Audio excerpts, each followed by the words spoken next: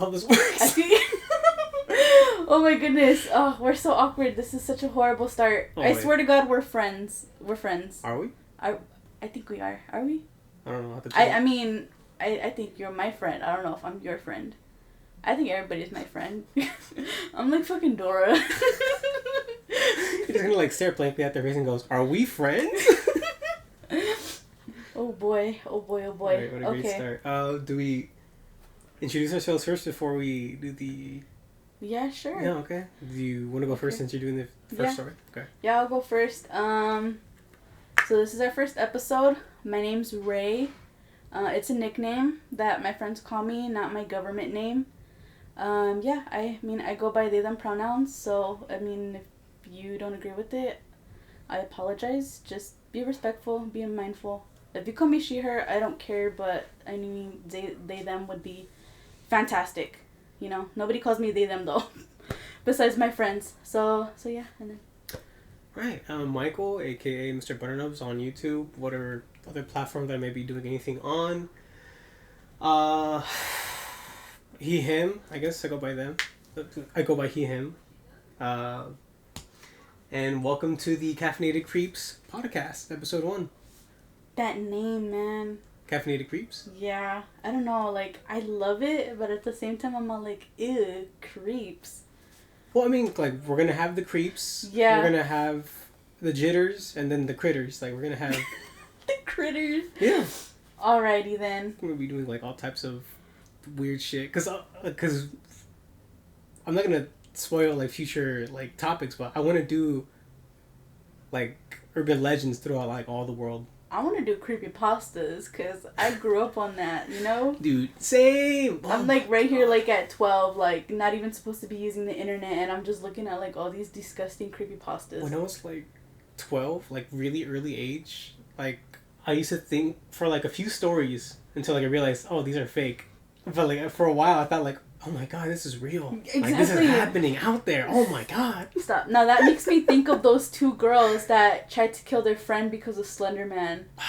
Like, I was delusional, but I wasn't that delusional. I know. Fuck. I don't know. That worries me. That worries me a lot. But I mean, that's still happening, too, to, like, this day. Yeah. Like, people are nuts. Yeah. Yeah. Okay. Well, anyways, I am going to go first. And, the case I'm bringing up, or the story, is the Malaysian flight 370. So, this is really crazy. I literally went into a rabbit hole. I was telling your sister earlier that I was literally, like, so invested into this that I decided to join Facebook groups. Ew! You joined a Facebook group? I joined, like, four or five, and, like, 3 of them were private. No, but look, it's No, because... I can understand 1, maybe 2. 3 if you're desperate, but 5? No, but the only reason as to why I was joining so much is that I joined 1, but then, like, everything that they were saying was just crap, like, bull crap, like, UFOs and, like, aliens, and I'm like, okay, like, pause, you know, like, let's be more realistic here, you know? But, so yeah, like, I joined, like, and I only joined it, like, at the end of, after I did my research, because one of the people that I'm going to talk about, he himself joined a Facebook group and then, like, was able to do all these crazy things. Yeah. So, I'm going to start at the beginning. So, the Malaysian Flight 370 is also known as MH370, and it's history's most famous missing aircrafts. So, to this day, it has not been found. So, the model of the MH370 is a Boeing 777. And the pilot's name is Zahari Ahmad Shah, and the co-pilot is Farik Abdul Hamid. If I said those wrong, I apologize. I would have completely butchered it myself. Yeah, I don't know. I'm just really bad at pronunciations. So I was, like, wondering how I was gonna write these notes, like, if I do it, like, in bullet points or, like, as a story. I mean, do you want to see mine real quick? Like, let me see yours and then... Oh, you did it, like, all neat. Oh, you even have highlighted shit. I just did it, like, innumerable, like... Yeah. I just did it like that, no, going I only in have order. it highlighted because when I tell you how weird it is, like, you have to pay attention to the timestamps. Like, that's why I have stuff highlighted. You have more, yeah. Yeah, like, and this is, like, the worst first episode ever. Because, like, situation. And the only reason as to why I wanted to do MH370 is because when I was younger, I remembered I heard a story about an airplane missing because of the Bermuda Triangle, and I thought it was MH370, but when I was doing more research, it was not that. It was like way off, and I was just like, okay, yeah, well now I'm screwed, so I'm gonna just stick with it. So yeah, cause like I mean, you had like multiple chances. You kept telling me like, yeah. I'm gonna change my story. I'm gonna go back to my original story. Hold on, I got a new story. You're just like, I'm you know very what? indecisive. I'm very We had indecisive. like a month. Yeah. So I don't want a story. We did. And I was able to cram it all in the span of 1 week. So I did it in 5 hours. I was like... I pat myself on the back. Well, it's because I had started it when I was working. You know what? The reason why I finished so quickly, or I guess I crammed it all into one night, is because I knew you started, and I felt so bad that you might have already like been close to finish. Or like, I gotta hurry up, get the story done. By the time I had finished, it was 5 o'clock in the morning. I went to go to use the restroom. I checked my eyes in the mirror. My right eye was like close to bloodshot because I was looking at my screen, frantic. I'm like. And I finished this morning. Jesus Christ. No, but in my defense, I had literally like 15 pages worth of just like utter bullshit. Like literally, like I would just write dumb stuff like LOL this, LOL that, like he's a loser, like. You know what? Then, like, I did almost the same thing too. And then I had to clean it up. Like after we record, like I'll show you like my other, cause like I did one. Google Doc of like the notes, like the basic notes. Yeah. That was like all just trashy because of how many documentaries I was watching like on YouTube, and then I was able to clean it up with the one that I have now. You know, I kind of had like the same thing too, because in like some of my notes I put in parentheses like jokes to make myself laugh a little bit while I was doing all this shit, and then I'm like, should I keep them in there just to like repeat it to you? Hopefully you find it as funny, but I'm like, I don't know if I'll say it. If not, we'll try it. We'll try because I have a couple there too. I have a little rant too about something. No, that's one good. of the theories because it involves something, and I got annoyed because of a certain podcaster that was talking about it. Anyways, so let's go back to it. So like I was telling you, I wasn't sure how I was gonna write it. So I literally. I'm sorry. I gotta just interrupt you one more time. I'm just gonna like. I'm gonna just get like a soda real quick. We're not drinking caffeine. Well, I could. How are we caffeinated creeps with no caffeine? What are you talking about? I'm stuck. You got G Fuel? Fuck yeah, I got G Fuel. I have H2O. That's your problem. I actually have... You know what? I have iced coffee in here. On Amazon, I was actually thinking about buying myself a cool teacup. Ooh. It's matcha cereal. I haven't opened it yet. But it's like, you put a little bit of like water, put a little bit of this, and then if you want, you can add like a creamer or milk. Just chug it. No, believe it or not, it tastes sort of metallic if you just sort of drink it like that. Well, the last one I had. Different. Because it's dirt. It's literally like it's dirt. Coffee is dirt water, like, but it's delicious dirt water. It is, but that's why I also prefer G Fuel. Yeah. If you know it. So I mean, to be fair, it Whatever. is all over my fucking room. Whatever. I gotta fucking. Well, instead of having the whole coffee and tea thing, you could just have like an energy drink instead of like a cup of coffee. No, I'm not gonna have it like every fucking time we do it. I'm gonna have coffee, but it's like to keep the brand name as you know, as is caffeinated. I'm gonna have it at least right now. Yeah. You can have a sip too if you want. Rest in peace. I'll take a waterfall. You wanna do it first? Yeah. I have not tried that flavor at all. Okay. It's, I think, what, dragon fruit? I just spilled it all over myself. Oh well. I have like. No Whoops. Nah, it's okay. I'll just suffer. Oh, it smells great. It's actually not that bad. You know what? I'm actually kind of upset to say that I've been drinking more energy drinks lately. That's actually really good. Yeah. So, I've been drinking a lot of energy drinks lately, and it makes me sad because I don't drink energy drinks. I probably drink like at least 1 or 2 a month. No, I drink like 4 like within like the end of September, and I was just like, who am I? Like, I'm a monster. Dude, I used to drink like G Fuel at least maybe once or twice like a day. But like during, not like every day of the week, but just the 4 days that I would work. And then I would stop, and then on my Monday. This is why you have to get a healthy sleep. No, I'm going to tell you right now, I did stop. This is actually the first can of G, or like any type of G Fuel I had in like 3.5 weeks. Like I recognize it myself, but I have been drinking more coffee. I doubled down on coffee. So we're just doing a whole switcheroo, I guess. Oh, fuck yeah. That's weird. Okay. As long as it's caffeine is caffeine. You're right.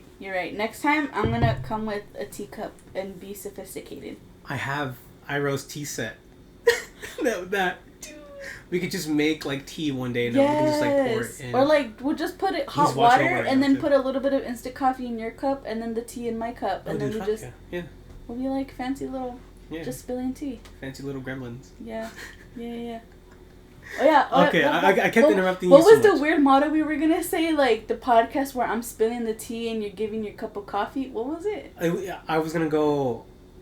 Like, if I were to start a story, I was going to do... Like, if it was a heavy story, I would have, like, a dark brew with me. Or, like, a medium... Well, medium roast. I was like, I have a dark roast with me today. Or medium roast. And with you, I don't... We're so irresponsible. What do you mean? I feel like we had everything planned out, and then, like, it's just thrown out the window because we're nervous. Oh, yeah, not just that, but, like, there's so many background noises, too. I got the fridge, the helicopter in the background. The helicopter? Oh, yeah. Yeah. Okay. So... Like I was saying for like the fourth time, I wasn't sure how I was gonna write it, bullet points or like story mode. So I literally have bullet points as story mode. Mm-hmm. So like I told you already, the type of model the MH370 was a Boeing 777, and just so that you don't get confused, because I'm gonna say MH and I'm gonna say like Boeing, because like there's another aircraft involved, stuff like that. So I already told you the pilot's name. It all happened on March 14th, 2014. It was a Saturday at the Kuala Lumpur International Airport, and if I butcher it again, I apologize. It was a nonstop flight that took roughly like 6.5 hours to arrive in Beijing. And it's kind of like a normal flight that happens like all the time. Like, it's not like a special flight. So, 239 people were on that flight that morning, and there was 227 passengers. And 12 of them were crew members. So at 12:41 a.m., all tracking systems are working as the Boeing 777 takes off. And it soon reaches the altitude of 10,700 meters or 35,000 feet for us filthy Americans. See, now I understand it. Yeah. So, so this is the thing that I have highlighted because it's so time sensitive. Mm-hmm. Like, everything happens quick. Like it's weird. So it reaches the altitude of 35,000 feet, and 26 minutes later at 1:07 a.m., the ACAR system, and it stands for Aircraft Communications Addressing and Reporting System, it sends a communication, and it ends up being the last transmission. So, basically, like, it kind of, like, automatically sends, like, info to, like, the air control, whatever that thing is called. Yeah, air control. About, like, how high it is, like, how fast it's going, stuff like that. At 1:19 a.m., just 12 minutes after the ACAR's communication, someone in the cockpit... Really? Are you fucking... Wow. Sorry. Wow. Pits. Wow, okay. Someone in the cockpit makes a voice check-in with air traffic control as they are leaving the Malaysian airspace and entering Vietnam's airspace, my bad. So the audio is routine, and like I quoted the transcripts because I'm not going to make you listen to the audio. So what air traffic is saying, Malaysian 370, contact Ho Chi Minh 120.9, good night. And it's kind of like routine, I guess, like when one is leaving one and then entering into the other, they just do like a final check-in, I guess, to make sure everything's good. Yeah. And then the last, the plane responds with good night Malaysian 370. And then like, it's pretty eerie because that's the last we ever hear from anybody in the airplane. Like, just pilot, like, passenger, no, like, that's just, that's literally the last thing we hear, like, physically, like, So, at 1:21, the plane vanishes from radar over the South China Sea. So, basically, like, when it's finishing, when it's getting out of Malaysian airspace and getting into Vietnam's airspace, it's kind of like that little like pause, I guess, and they kind of call it like no man's land. So Malaysia isn't looking at it anymore because they just got the confirmation that it's good. Yeah. And then Vietnam isn't really looking at it at the moment because it's really not in their jurisdiction yet. You know, so nobody's paying attention to it right now. And at that moment, it vanishes from radar over the South China Sea. And everything is turned off. Radar, like, they're not able to contact it at all. Nothing. So, which, like, the ACARS and contacting the pilots, like, nothing.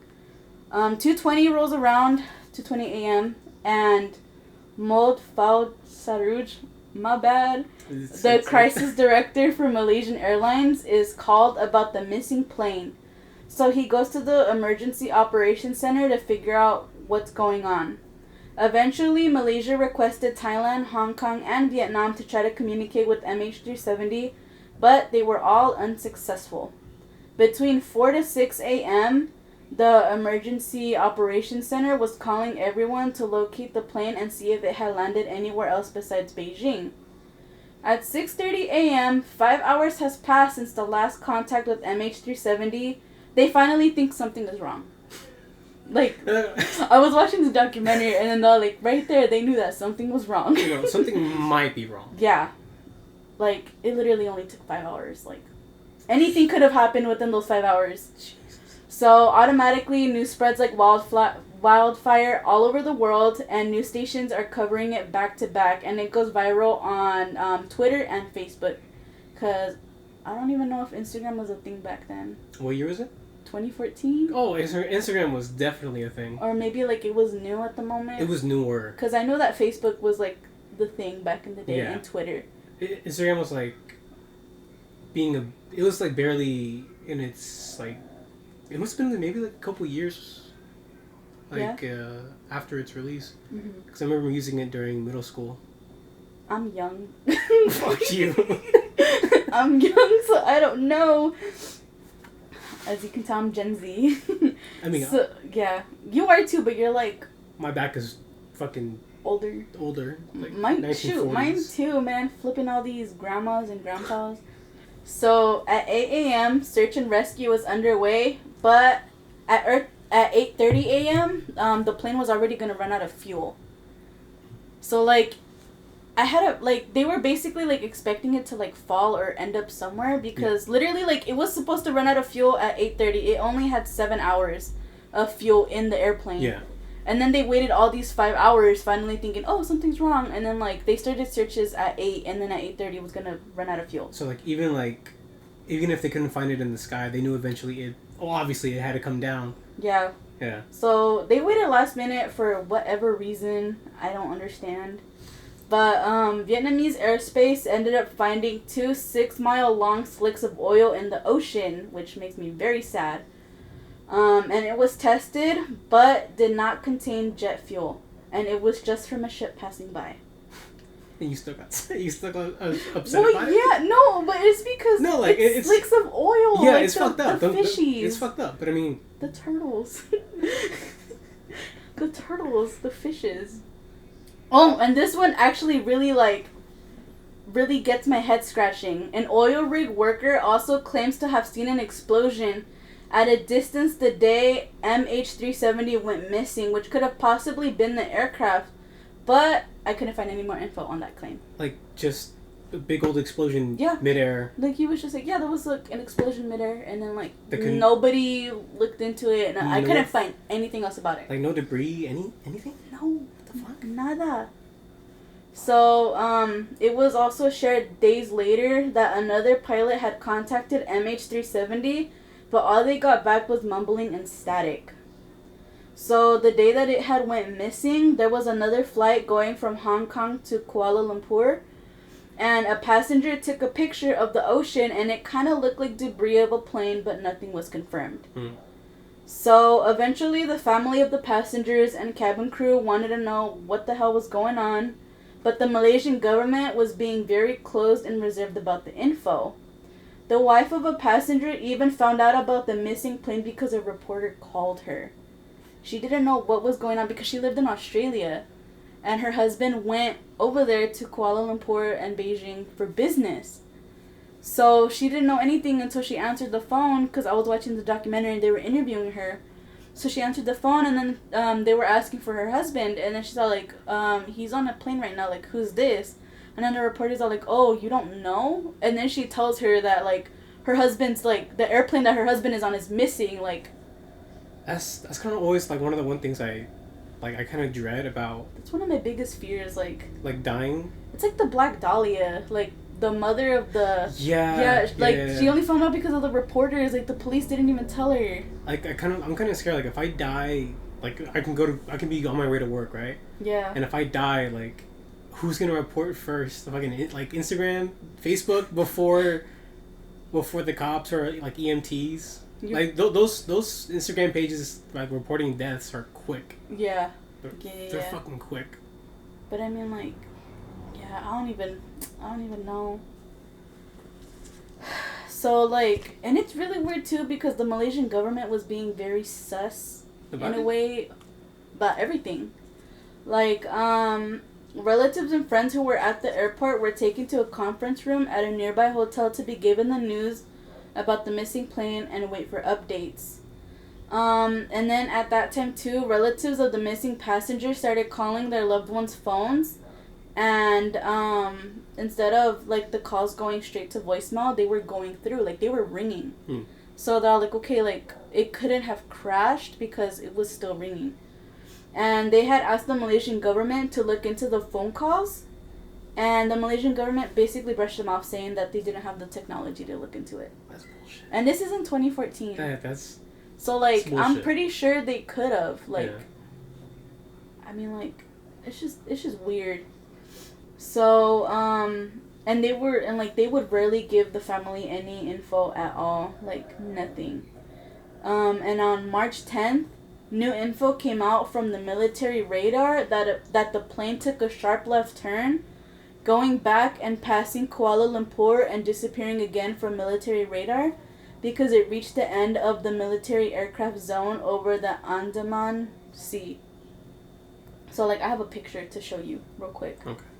So, basically, right here at 1, you see that's Kuala Lumpur. That's where the plane was. Mm-hmm. So, right here is where the ACAR system, like, notified it, like, automatically. Yeah. And then right here was the final, like, this is where it disappears.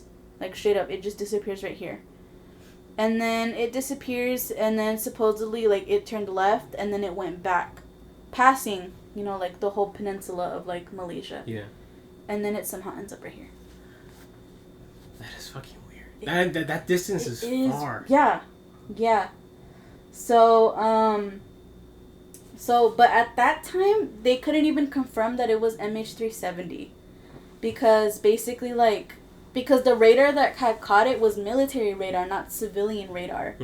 So they didn't know, like, how high it was going, how fast it was going, just that there was, like, a UFO there, basically. So the military couldn't even, like, detect it? Or? Yeah, like, the military couldn't detect if it was, like, an airplane or not. Just that it was an unidentifiable, like, flying object, basically. It was basically like a UFO. Well, I mean, that's technically that is the literal term, yeah. Mm-hmm. So, like I told you, it could not confirm that it was MH370. And 3 days since the disappearance, it's March 11th. And instead of searching just the South China Sea, they're searching the Andaman Sea, where the anonymous aircraft disappeared. And reporters at press conferences were asking questions like why they were withholding information until last minute, but again, the Malaysian government was being very hush-hush. And then the reporters were questioning what they were hiding because everything was suspicious. And then, like, I've seen, like, the videos of, like, the press conferences, too, and just, like, how cold they are. Like, I feel like any government, like, saying stuff, like, they're just all very cold. Like, they just say the facts in a way. Yeah. So, like, it's just, I feel like they're just not very empathetic, which I get, but at the same time, like, come on, like, over 200 people are missing. Like, this is a really big deal. It is kind of weird, like, every time they, like, when they're stating facts, but they're cold about it, it makes you feel like they're obviously hiding something from everybody, but they refuse to acknowledge it at the same time. I'm like, I don't know. I feel like just every fucking government that does that, I don't know. We don't like the government. We just want free healthcare. And not my bad. Go ahead. No, it's okay. We can see it. Oh, okay. So supposedly the reporters were even banned from talking to the families, which is really what? Yeah, that's what I heard. I could not confirm nor deny. You didn't go over there? You didn't come back? No, I do not know how to go back in time. Shoot. So on the 15th of March, there was an announcement from the Prime Minister that the unknown aircraft caught on military radar was in fact MH370. So finally they were able to confirm it. Mm-hmm. So, just like a quick recap of what happened, MH370 had turned back and it was going northeast basically, because it's kind of like northeast, south, and west, you know? So it was going, instead of going that way, it was going that way. I mean, it's funny that you had to tell me northeast, south, and west when you already showed me the photo. So I already knew its trajectory. You know what I mean? It's not just for you, but it's for me too, okay? Okay, I'm sorry. Alright. So, new data came around thanks to the British satellite telecommunications company called Inmarsat. And it was determined that the plane's last communication with their satellites was in one of two possible corridors, which I think is a big gap. So after the military radar, after they had it disappeared from military radar, I guess it was still going, but it was measuring it from the satellite. You know what I mean? It was the satellite just saying, oh, there's something there. Yeah. And then the plane was communicating, yeah, we're here. You know what I mean? But they couldn't tell where exactly, just how far it was. So they literally had it up here and up here. So it's either in this area or this area, which was just really vast and weird. So the Inmarsat data showed 7 pings every hour that the satellite terminal on the aircraft was responding to the Inmarsat system. So, and that literally means that these pings were continuing on for hours, which meant the plane was literally still in the sky for hours. Yeah, the plane was still flying for up to 6 hours, literally, the whole time. The plane, when it disappeared, and then when it turned left and it disappeared again, no, it was still going. Yeah. But, okay. It was flying the whole time.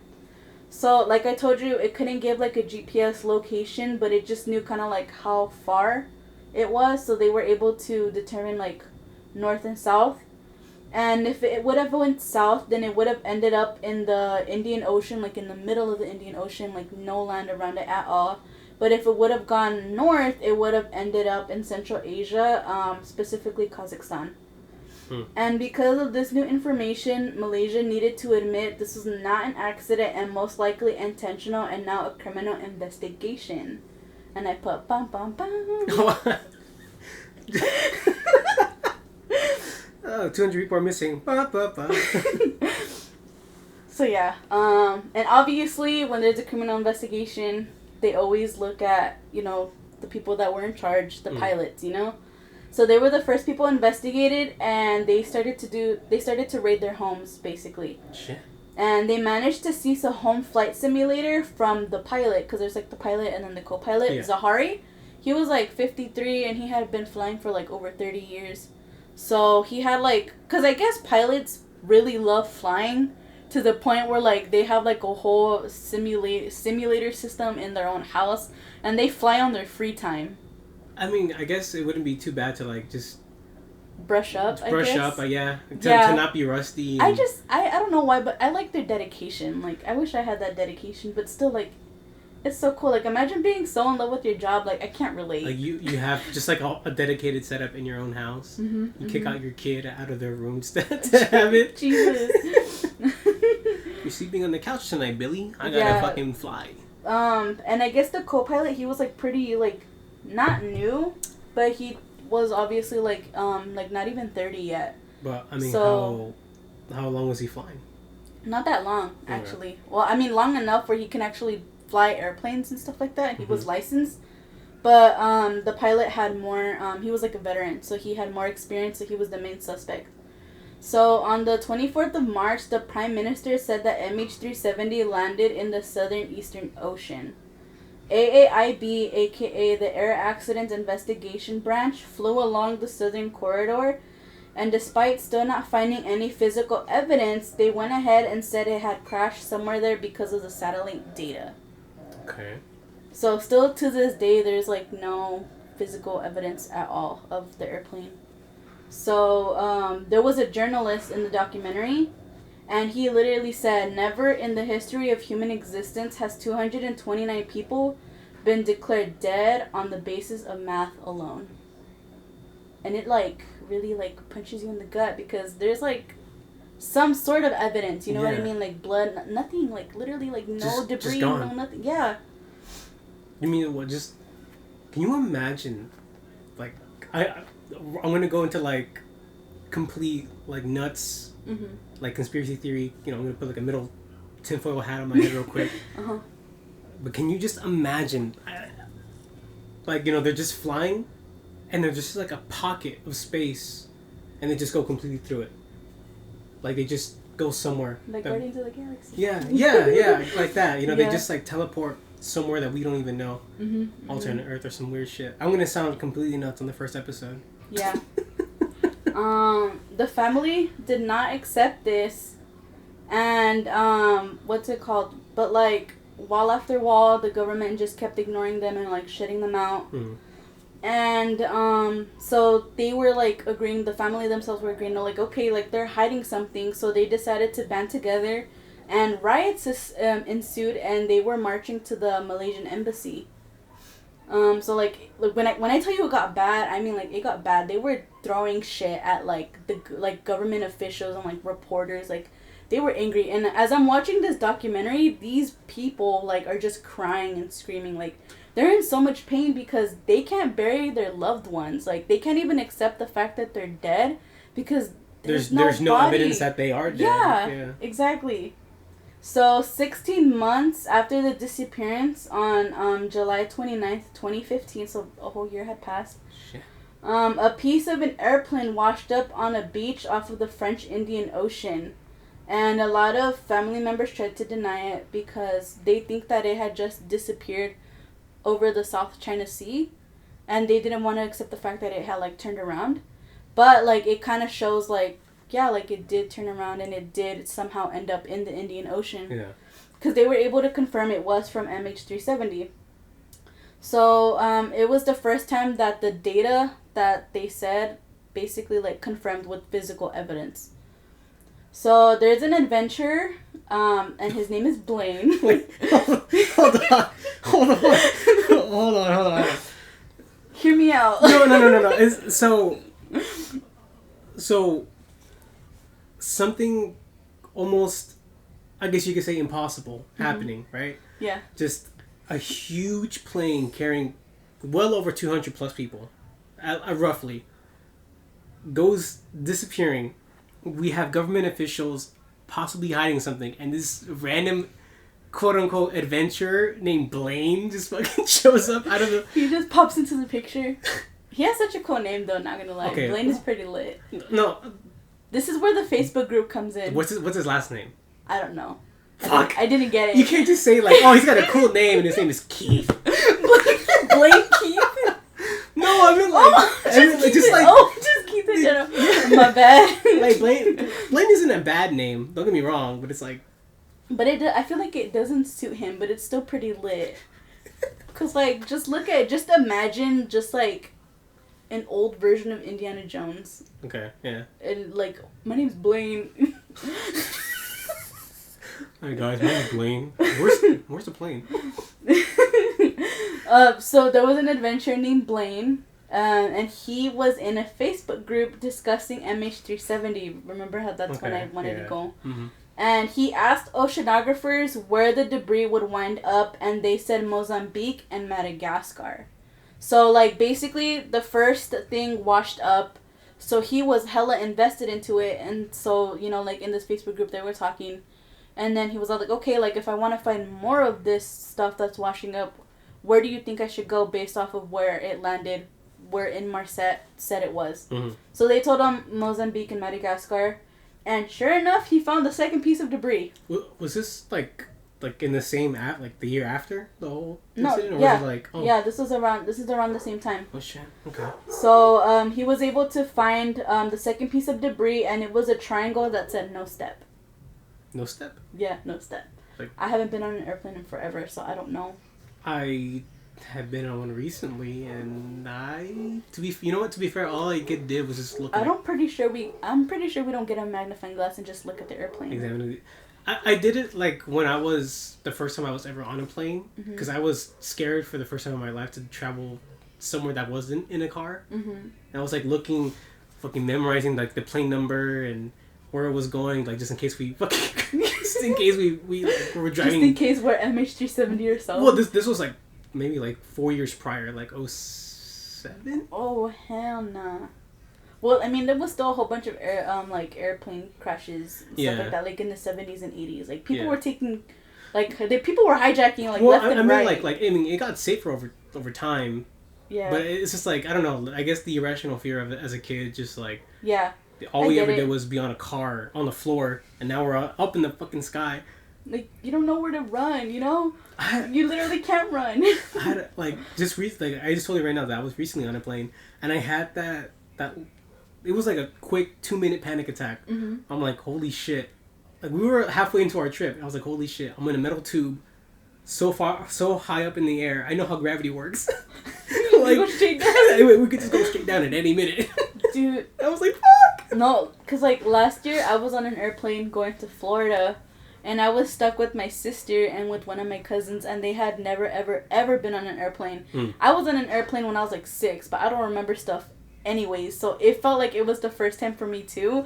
And I'm right here being seatbelts for them as if I was actually gonna keep them in their seats or something. Jesus, like the plane was going off, and I'm right here like I'll protect you when crash, but your body falls off, but the arms are still there, attached to the seats. I'll somehow protect them. I don't know.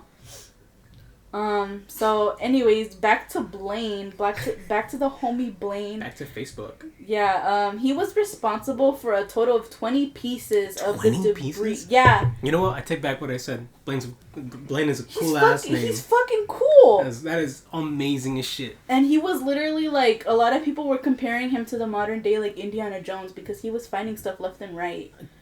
So, the search took a total of 2 years, and 7 pieces of debris were confirmed to be almost certain that they were MH370, and 10 are likely or highly likely to be of the plane. Okay, fair enough.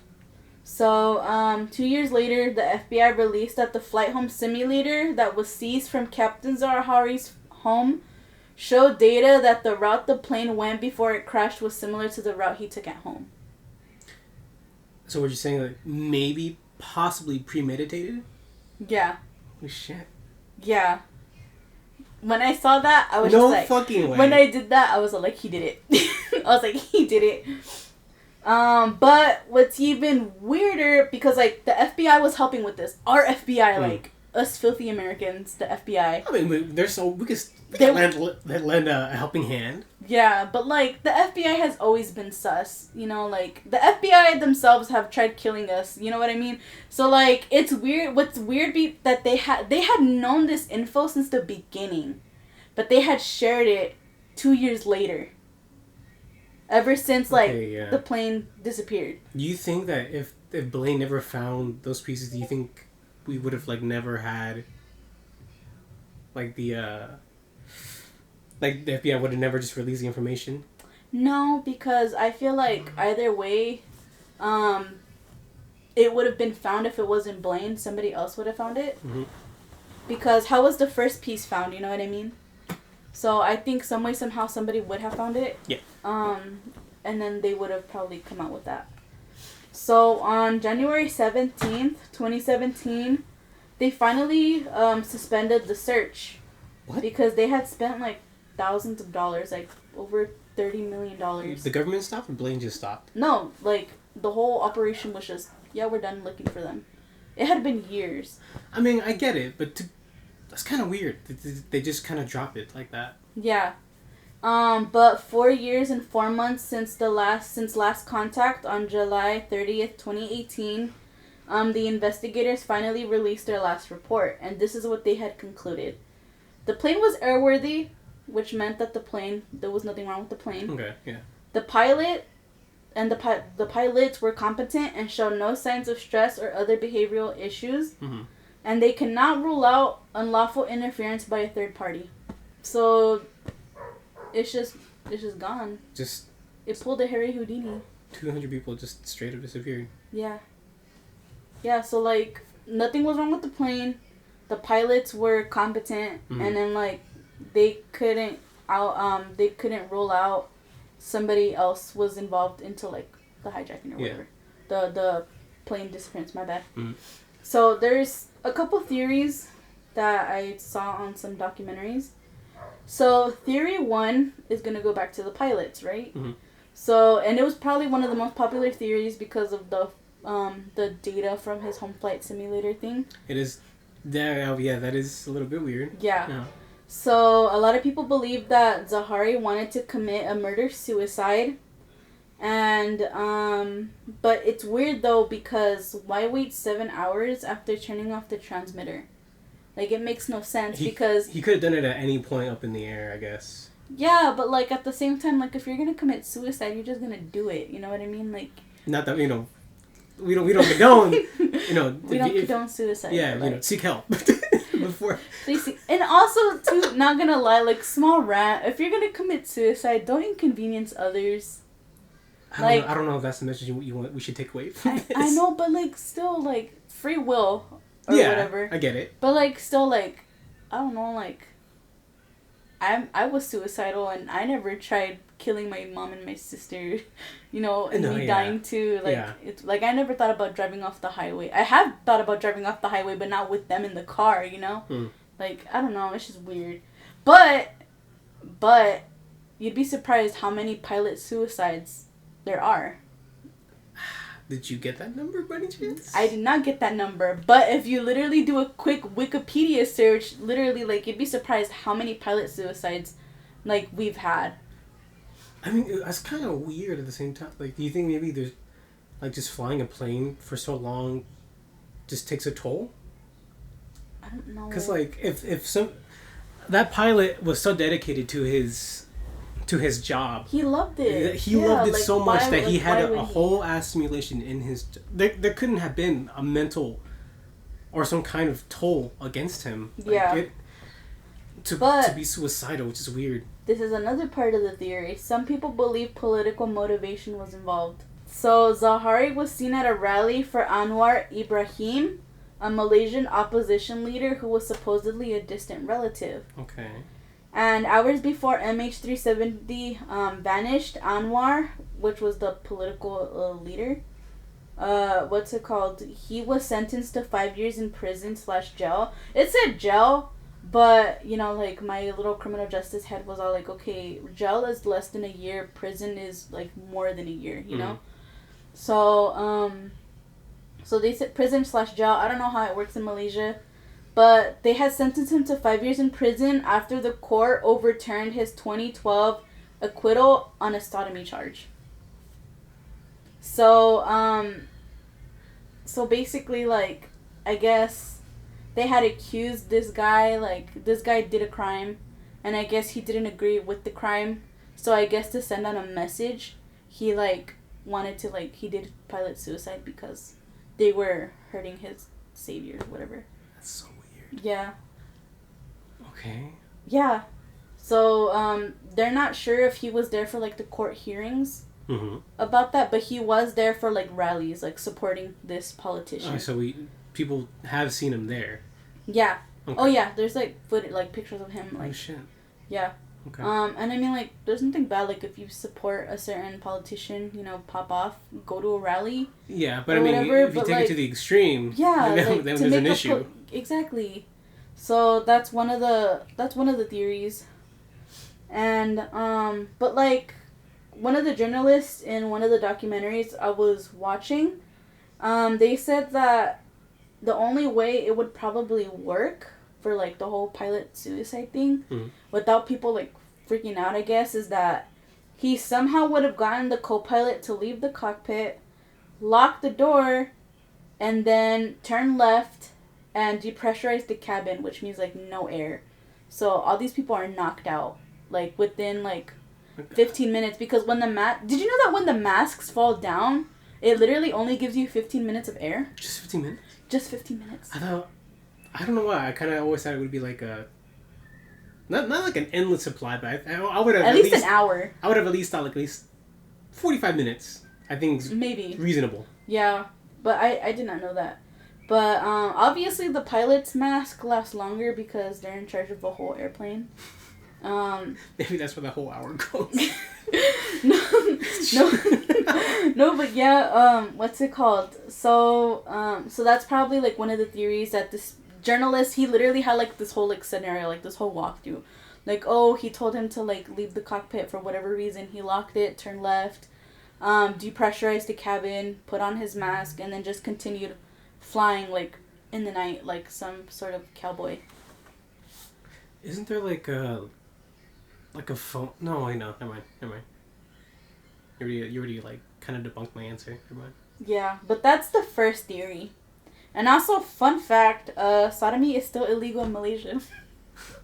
It's just so weird. I was just like, so hold up, something like to take away from all this, I guess. No, like this political candidate was literally like going on trial for doing butt stuff, like sodomy, and I'm like, just let them do what they want, you know? I mean, as long as it was legal and consensual, like, but like Malaysia, it's still illegal. Sodomy is still illegal in Malaysia to this day. Can you just like imagine how? It's kind of weird that it not only is it illegal, but how the hell would they find out? Snitches? I guess. Yeah, I guess. Snitches. Or religious people, I don't know. Like police? Well, yeah, the whole reason as to why it's illegal is because it's against the laws of nature or whatever. I'm like, whatever. Okay, theory 2. The Russians. Really? The Russians! Really? You pulling that shit out right now? Yeah. Okay. Such a terrible time. So the second theory essentially was that the Russians hijacked the plane and crashed it in the central desert of Kazakhstan to distract the world from the war of Crimea. So basically at that time, there was a war with the Russians involved with a war in Crimea. And I couldn't figure out if there was 3 Russians or just 1, because the documentary said 3 ethnic Russians, but then like a couple of articles that I read said only 1. So I feel like it would be hard for one to do it, because isn't there like a weird rule since 9/11 that there has to be like 2 air marshals on the plane at all times? Mm-hmm. Yeah. So I feel like it would be hard for just one. Yeah. Yeah. But this theory actually spread like wildfire too, kind of like the first one, because a morbid coincidence, 4.5 months after the disappearance, another fucking Malaysia aircraft goes down. And it was shot down by the Russian military, confirmed. And it was another Boeing 777. Jesus fuck. Same model of airplane, same Malaysian, literally Malaysian-owned Boeing 777. But they were able to at least retrieve the craft, right? Well, yeah, but everybody's dead. I know. It was MH17. 4.5 months after MH370 goes missing, MH17 literally like gets shot down by Russian military. They got the go-ahead, and it literally lands in Ukraine by the Russian border. And like it's like literally confirmed the Russians shot it and everything. So now everybody thinks, okay, maybe the Russians were involved with MH370 Okay. So and remember that Blaine, the adventurer, Indiana Jones. Shout out to Blaine. Yeah. What's it called? They had accused him of being a Russian spy. Because he had ties to Russia. I highly doubt it. And he found those pieces pretty quickly. I don't know. Well, it's because he asked oceanographers. He used science. I know. I was kidding. No, but what's it called? No, but yeah, like one of the journalists was accusing him, and I'm like, hold up, like he could literally sue you for defamation. First of all, he could sue you for defamation. Like even saying something like that is like messed up without high evidence. But literally, like, yeah, that's basically like the only thing. Like in the documentary too, they were doing a rundown of what could have happened, like how it could have been hijacked. But I'm not going to go into it because it involves, like, just a whole bunch of sciencey stuff, and it's just weird. But I also do have a quick rant regarding the hijackers. So I was trying to wash dishes and clean my house. So I was listening to a podcast on MH370 on Spotify. Mm-hmm. The first one, they were just talking about politics, so I just changed it because I want to know about what happens to the airplane. Do you have like the podcast name? No, I am not going to say their name. I'm not going to say who they are, what genders they are, because what they said, I did not like. So basically, they were just like, one person said, oh, there's a theory about hijackers. And then the other one says, oh yeah, because there was like 3 Middle Easterns in it.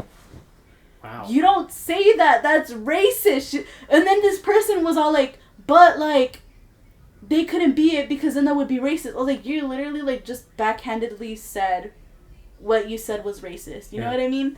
So like, don't be racist, please. Okay, so for good reasons that we're not gonna say their name. I'm not gonna say who they are. It's a learning experience. That podcast episode I think came out like 2017, 2018. Okay. Or so whatever. It was sort of fresh. Yeah, I guess. Yeah. But still, I feel like that person didn't mean it in that way. Mm-hmm. But they just really need to be careful with how they speak. Well, like tone deaf. Because, basically, really tone deaf. Because automatically when you think of like hijacking a plane, people are automatically like, oh my gosh, Middle Easterns. And I'm like, no. But I'm going to go towards my last theory, and it's about mystery cargo. So there was actually 2.5 tons of mystery cargo was loaded underneath the airplane, and it wasn't x-rayed, so they didn't know what was inside the cargo. So when they had looked at like the label, basically the cargo was supposedly electronics and lithium batteries, walkie-talkie accessories, and like chargers, like just a whole bunch of random electrical stuff. But at the same time, it wasn't x-rayed, so we truly don't know what's inside of it. Mm-hmm. It just said that it was just electronic stuff, but it weighed 2.5 tons. So that's weird. It's kind of, okay. Yeah, and a lot of people were wondering if there was actually explosives in it, since the oil rig worker did say that he saw an explosion that night. But I mean, if he's the only one to have seen it, like that's... I'm not saying it like it's not impossible to see something like that, but for him to be the only witness, no one else like standing up. But like, no, but like when you work at an oil rig, you don't know what an oil rig is. No, right? I know what an oil rig is. Yeah. But like, how many people are in an oil rig? That's my question. It has to be maybe 40, maybe 50 people. 40 to 60. I don't know, man. I want to say. Maybe even more. Because, like, you need a lot of people for that job. You can't just have, like, a small amount of people. What if he was just outside having a little smoke break and then, like, he just But even if it was just him, the sound has to at least travel. You're right. Right? Like, or vibrations at least. Or at least, yeah. Because, like, I mean, it's a fucking fire and it's, like, night. You can't even see the fucking waves.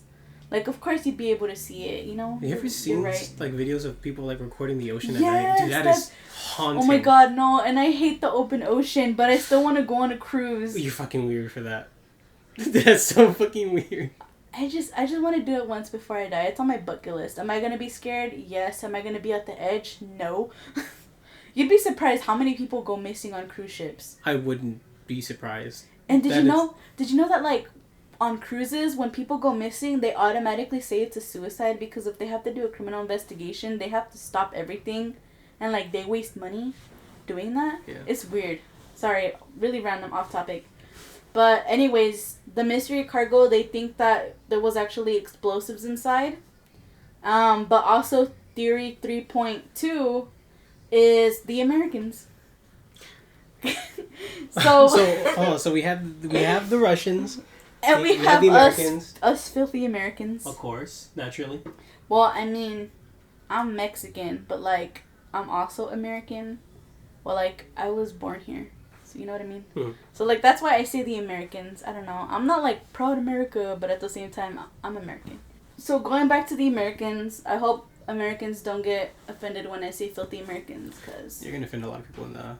I hope I don't. I say it as a joke in a loving way. No, I mean, like, there's some people who can take it, and then there are just some people who can't see or hear a joke, and they take it so literal. If that is you, this podcast isn't for you. Grow up. grow up here and get the hell out. Yeah, what he said. So going back to the filthy Americans, so it was common knowledge that basically China wanted to acquire highly sensitive U.S. surveillance technology. Mm-hmm. So people wonder if the U.S. found out that problematic material was being carried by MH370 and tried stopping it, aka pulling a Russian and shooting down the plane or something. So you're saying the Americans shot down the plane? That's well, a theory. That's a theory. A theory that people think that Americans shot down the plane. Only a theory, of course. Yeah. It's just a theory. Game theory. Okay, no. that's people's life we're talking about. Oh, my bad. No, but like, I'm sorry. So yeah.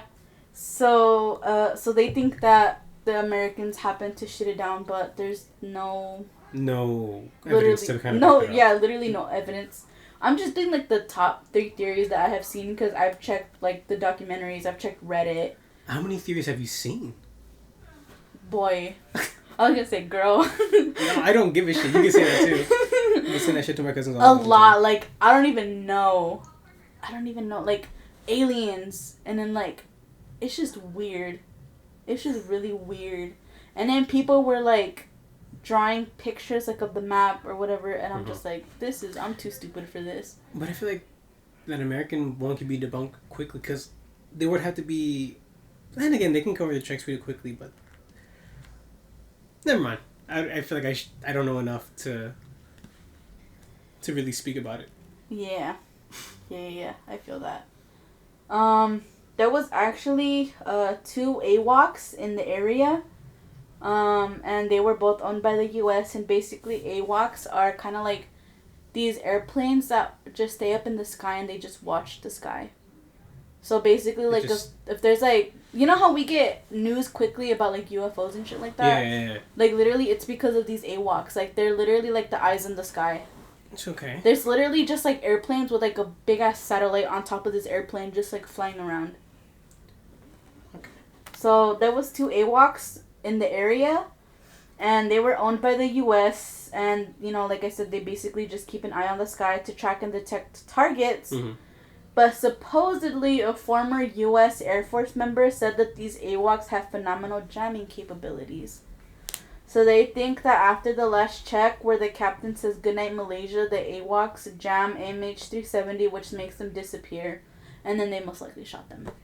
But then at the same time, it wouldn't make sense because if they shot them over the South China Sea, it would kind of like go against them turning left and going back. So it was like quickly debunked about the Americans. That's why I said it's just like a small American theory in a way. Yeah. That's why the Russian one is more believable, but I don't think so. I guess, yeah. Yeah, I just honestly like. Automatically, like, when I was looking into it, I was like, yeah, it's the pilot. Zahari did it. But then now I'm just like, I don't really think so. I mean, he loved his job. Yeah. Enough to, like, he couldn't commit suicide on it. Yeah. Political-wise, maybe. You know, that's on the table for sure. Yeah. But to say that maybe a possibility that he was down in his life like that, no, I doubt it. Mm-hmm. And another thing that's really weird that I did not write down on here, but I remember... basically at that time there was like a really, really big like military exercise operation that was happening, and like it was a highly monitored area, and it was the US, right? So the US was having all these military like exercises like in the best area. cover-up stories. Yeah, but like at the same time, like how would they not have noticed anything and like double check, like, hey, there's this airplane, you know what I mean? But like, I mean, that's what I was going with, like... Yeah. Because of that, how pitch dark the ocean is at night. Oh, was it during the day or was it during the night? No, it was literally during, like, midnight to, like, 2 in the morning or whatever. Shit. Okay, so... That's what makes it so weird. That supposedly, like, that area was, like, highly monitored. Yeah. But just take it with a grain of salt. I mean, obviously. That's just what I'm seeing so far. Like, kinda... a lawyer was saying that. A lawyer got it? Yeah, because like with this documentary, it mainly goes into like the families, and like I told you, like the families, they were thinking that they were being suspicious. Yeah. And one of the family members, he was French, And he was actually quoted as the angry French guy. Literally, like, the mad French man, basically. That's because terrible. his wife and his 2 kids were on the airplane, and they they're gone. Yeah. They're gone and everything, so he literally wanted to sue, like, the FBI and, like, America for, like, withholding information. So he got with this lawyer, and then that's when they were blaming the U.S. and everything. So that's where the U.S. theory comes into play. God, I don't know if angry is even the right word for the situation, because, like, this man lost his family. Yeah. And multiple governments they were hiding information from the families. So I feel like being angry is such an understatement. Well, yeah, and I mean, like, I don't blame the family at all, because they were literally, when I tell you they were throwing shit, they were throwing water bottles, anything, like, at these government officials and reporters, and they were yelling and hitting reporters. When you first like, said throwing shit, I thought you meant the actual shit. No, they were throwing stuff. And yeah. And then, like, they were also interviewing a wife of one of the flight attendants, and she was a flight attendant as well. Mm-hmm. And she was actually defending the pilot because she had flown with that pilot before. And everybody was, like, corroborating this pilot, like, oh, hell yeah, like, he's really cool. Like, there's no way this guy could have done it. But at the same time, you never know. You know? Yeah, but I mean, to also just one day just do that, it's kind of weird. Yeah. Yeah. But, like, you never know. But yeah, the home flight simulator, that's really weird. Yeah. For sure. It's really, really weird. That is weird. Oh, and this is something I left out of the home flight simulator. The same route that it took, it literally kept flying straight until it ran out of fuel, too. So, so that's why a lot of people were automatically blaming the pilot. I'm so sorry, I forgot to add this in there. But then other people were saying maybe he was just practicing on what to do in case something like that were to happen. Like, how to fly the plane in case something like that were to happen. But still, why miss the whole Malaysian peninsula? You know what I mean? Yeah. Like, he literally passed all of Malaysia and did that. Like, it makes no sense. So, it's just very weird. Yeah. And I don't know. I literally, like, I have no theories. I have no...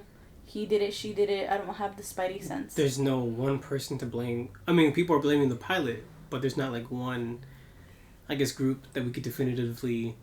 Yeah, well, blame. I mean, everybody blames everybody. Yeah. Everybody blames everybody. Some family, some of the families blame the pilot. Some blame the U.S. Some blame the military. Mm-hmm. Some, you know, like, it's really, really weird. But I genuinely think that the government is hiding something. For sure. Like, yeah, because if that U.S., the base that you were talking about was in that area, kind of, like, if someone had seen one explosion, they would have to seen it. Maybe, just maybe, they did it. Our hands aren't clean. No. Oh yeah, for sure. No one country's hands are clean. Yeah. Except for probably. No. No. No. I'm thinking about like, is there any clean country? Nope. No, we everybody's all have horrible. Terrible track records. Yeah. Yeah. We're all, I mean, everybody's selfish. Yeah. Everybody is selfish. But yeah, that is my story on MH370. Even myself, because, like, I like to be like, oh, I'm like the detective, like, I figured it out, like, I solved it. Pieces puzzled together. Yeah, no, I did not solve it. Damn. I did not connect the dots. I mean, the dots are everywhere. It's a hard thing to connect. Yeah. Freaking Blaine had it. I think if Blaine had just kept going, I think for a little bit longer, I think he would have probably. You should watch the documentary. It's on Netflix. Blaine was hella cool. I might have to. He's pretty lit. It was only 3 episodes. Just 3? Yeah, but there was like one hour each episode. You know, I'm surprised you didn't talk about, like, aliens or some type of, like... The thing is that, like, I really couldn't trust the whole alien theory, but because I mainly had these 3. Mm-hmm. Well, I mean, but I couldn't find as much. There's no reason to trust, I guess, like, an alien theory on it. Yeah. But I'm just saying, like, when something as massive as a plane disappears for a while, no evidence, a lot of people's first thoughts are also aliens. Yeah. Well, I mean, there was thermal radar, basically, of the airplane. Yeah. and there was 3 little flying dots hovering around the plane quickly. Yeah. But, like, I really couldn't figure out much about it because nobody on Reddit was talking about it. Like, automatically they just say, oh, it's aliens, oh, it's weird, but, like, it really is. There's not enough to. Yeah, like, it was literally not enough for me to just bring it up because I would just say, oh, look, this is what it said. But I can't explain it. Like, it's literally, like, super weird. Like, I can't explain it. Like, nothing. Like, I don't know. And then, like, in the area where supposedly it had landed, like, in the Central Indian Ocean, they tried, like, because technology always, like, advances and whatever. So, basically, like, there's a special type of technology where, like, it can, like, scan the ocean in a way, like, do, like, a map, kind of, to see how the ocean looks like before even looking for anything. Yeah. And, like, it was, like, mountains and volcanoes, like, under there. Like, it would be physically impossible to look under the ocean for this aircraft because of how crazy the waters were. The waters over there are crazy. The weather is crazy. And then, like, just underneath there, like, it's just mountains and, like, volcanoes. And, like, it's just... Yeah, you can't even look even if you wanted to. Fuck. I was actually going to bring that up, too, because... But I guess you already solved it. I was going to say, like, I'm surprised that no one decided to go under. Yeah. To try to look for it, but I guess it would be too impossible to try. At the moment. Yeah. Where was Ocean Gate when this happened? Fuck. Like, hear me out. Near the Titanic at this point. Hear me out. Like, well, I mean, no, because of the weather and the oceans. And you know, actually, it's a funny thing about Ocean Gate, because... Oh, boy. When that was, when that was the whole fucking talk of the town, we now know that they didn't even make it past, like, the 2-hour mark. I know. Into that expedition. Like, within 1 hour, like, we lost contact, and within that hour, I think they immediately just imploded, like, in the ocean. Yeah. But... And the thing, though, is that kind of makes me happy. Like, I'm not happy that they're dead, but I'm happy that it was quick because then they literally would have lost oxygen and everything. No, but that's the thing where everyone's like, oh my god, we lost it, and everyone was... Some people were panicking, and then some people were... Like, news stations were counting down, like, how many hours or days of oxygen they had left. But then... The whole time it was just gone. But when... You know, the weird thing about it, too, is I had a gut feeling that the moment everybody says their oxygen is out, we were going to find evidence. In my mind, I'm thinking, like, that's probably what's going to happen. They were just hiding it, and then they were going to be like, oh, look, we found them. And then the same week, I think it was a Saturday when their oxygen timer ran out, the government was like, hey, we have this, like, sonar evidence that might have been the sound of the implosion underwater. It's just weird that they wait till last minute to say this stuff. It was like a week that they had that, and they didn't bring it out. Yeah. Which was weird. Kind of like the same shit with this, where, like, the government was withholding that information. Yeah. It's just really weird. Yeah, it's weird. The government's weird. Oh, fuck yeah. Yeah. To this day, I don't even want to go into it. We should like... just do, like, a bunch of, like... government... theories and no, not even theories, but actual cases. Like, oh, dude, yeah, literally, like, the government is right here, like, injecting all these, like, I got one... all these black people with, like, medication, saying, oh, it's gonna help you, and then, like, they were literally killing black people. Like, it's crazy. Like, I can go into, like, a whole just, like, we can go into a whole rabbit hole about the government. If we keep this podcast up, I got at least one story, or 3. I got 3. Because they're interesting as fuck. Like, I don't want to be the conspiracy nut, but when there's conspiracies there, it's an interesting story to hear and to listen to. Yeah. Okay, you ready? Yes, sir. Right. So, I did tell you that I was gonna do the story of... You already know what I'm doing now. Greasy lady. What? A greasy lady? No. Oh. Okay, I'm glad you kind of don't remember. So, because you kept switching off and on, like, on stories, I'm like, you know what? I'm gonna just do the same shit without even telling you. Because, like, you just kept going back and forth. I'm like, you know what? I'm gonna do a little switcheroo. So, instead of doing the toxic lady, I'm doing the case of Arnie Cheyenne Johnson, a.k.a. the devil made me do it case. That's crazy. I know, right? You know why? Because the devil made me do it. Shut bum, bum, bum. Bum, bum, bum. So, I mean, I had to do this way because... Just letting you know, I'm going to be devil's advocate, literally, on this thing. I mean, have you heard the story? Like, have you watched the Conjuring movie that was made from it? Most likely, I have not, but I most likely have. So, 50-50. 50-50. It's because, like, it's like... I mean, it was a book. It was a episode from a TV show called A Haunting. And then The Conjuring made the movie about it. Mm-hmm. They tried making different stuff from it, but there was a lot of, like, issues that were coming up from it that just never got made. Okay. The worst part about that is that when I was doing the research and I found out about the Haunting show, I'm like, I wonder if any streaming platform has it right now. It was on HBO. And I'm like, all right, I got it. I have Max. I can do it. So I go on there real quick. And I fucking hate when streaming services do this. They chopped up the seasons. So they had season 1, 3, 5, 8, 10. What? Yeah. And the one I was looking for was not on either one of those seasons. Fucking hated it. Dude. I was stressed the fuck out. Nuh-uh. I was like, fuck this. So I just decided to just read everything that I could. YOLO it and just cry. Yeah, that's basically what I did. Alright, so, believe it or not, this is the first case in the U.S. to claim innocence based upon the claims of demonic possession. Are you for real? Yeah. Okay, now I'm excited. In the U.S. Keep that in mind, only in the U.S. Okay. Which means it's already happened. Well, I'm very ignorant when it comes to, like, overseas cases, really. But I mean, like, I'm kind of, like, combining the U.S. and Canada because I know a lot of cases in Canada. I can't name any, but if I, like... I know them, but I can't name them. No, it's basically kind of like with Bryceless Pizza and everything. Like, my mom, she didn't... I was talking about it today. Like, I was telling mom, like, oh, that's my Roman Empire. I was talking about it with my mom, and she's all like, what the hell? Who the hell's Bryceless Pizza? So, like, then I just start talking about it. She's like, oh, I remember. Like, I heard the episode of Crime Junkie with you. You know what I mean? Yeah.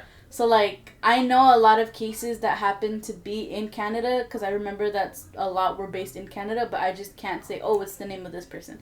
So, you know what I mean? So, like, I feel like I'm very ignorant when it comes to cases outside of the U.S.-Canada area. Okay, but I did pick this one because the whole point... I mean, I don't know if we actually confirmed it, but, you know, we were doing, like, supernatural / paranormal / true crime, and this is right in between of everything. Like, it just takes all three. Do you think mine would be in between, too? I think yours would be, like, supernatural and then true crime, but not paranormal. And conspiracy. Aliens. That's what makes it supernatural. It's just like, you know that meme, Aliens. That one guy, I still can't believe he's doing shows. For real? Yeah. I just know him from the... He's on... I think he has a series right now on HBO. Like, oh, hell yeah. It's just like him on a platform. I gotta look into this. Does he still have the crazy hair? Fuck yeah. Oh, hell yeah. I'm gonna watch that shit.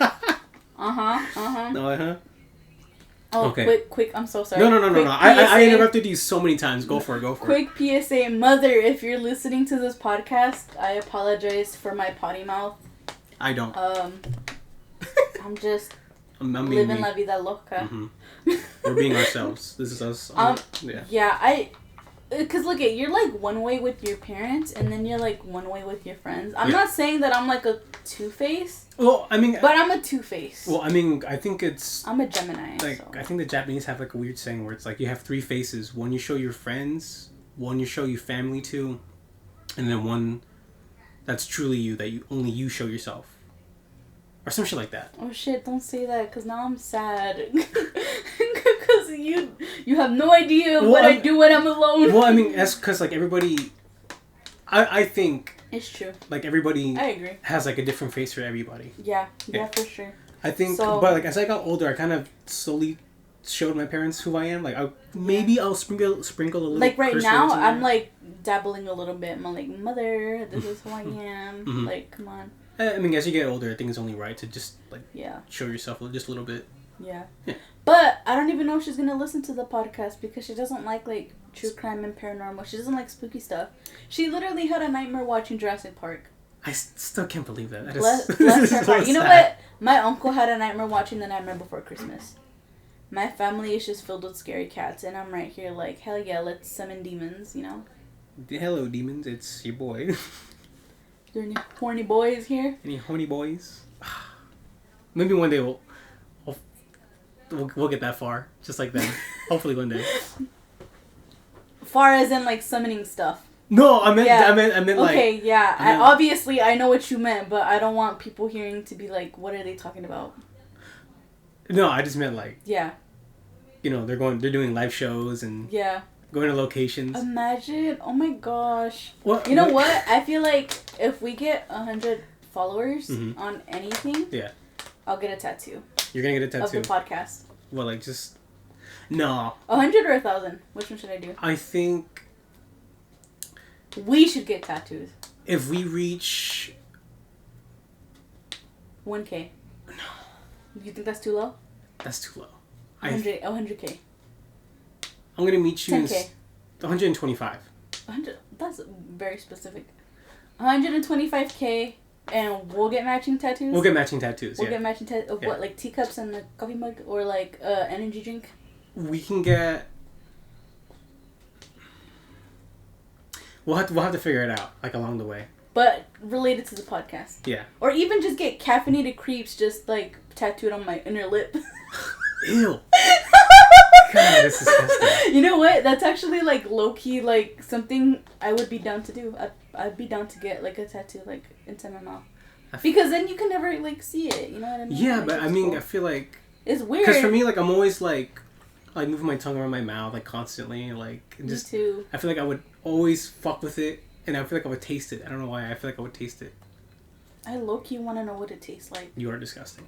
You know what? There I don't know if I feel it's a psychology trick, but if you look at an object, and you want to know what it feels like on your tongue, and taste it, if you just picture yourself licking it, you can picture the texture, and the taste. Leon Kennedy's abs.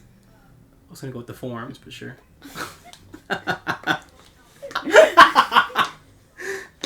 We should have bought the poster here. No, you know what? I'm gonna get a... You have the lantern? What? The lantern. The lantern? The not scary farm lantern. Yeah, it's right over there. What? Oh. Yeah. Okay. Mine's just hanging in my living room. I was gonna say, like, if we keep doing this, and this keeps, like, if this somehow gets somewhat successful, I'm just get, like, a Leon Kennedy blanket. We can just kind of share it. Just, like, High five. A big throw blanket.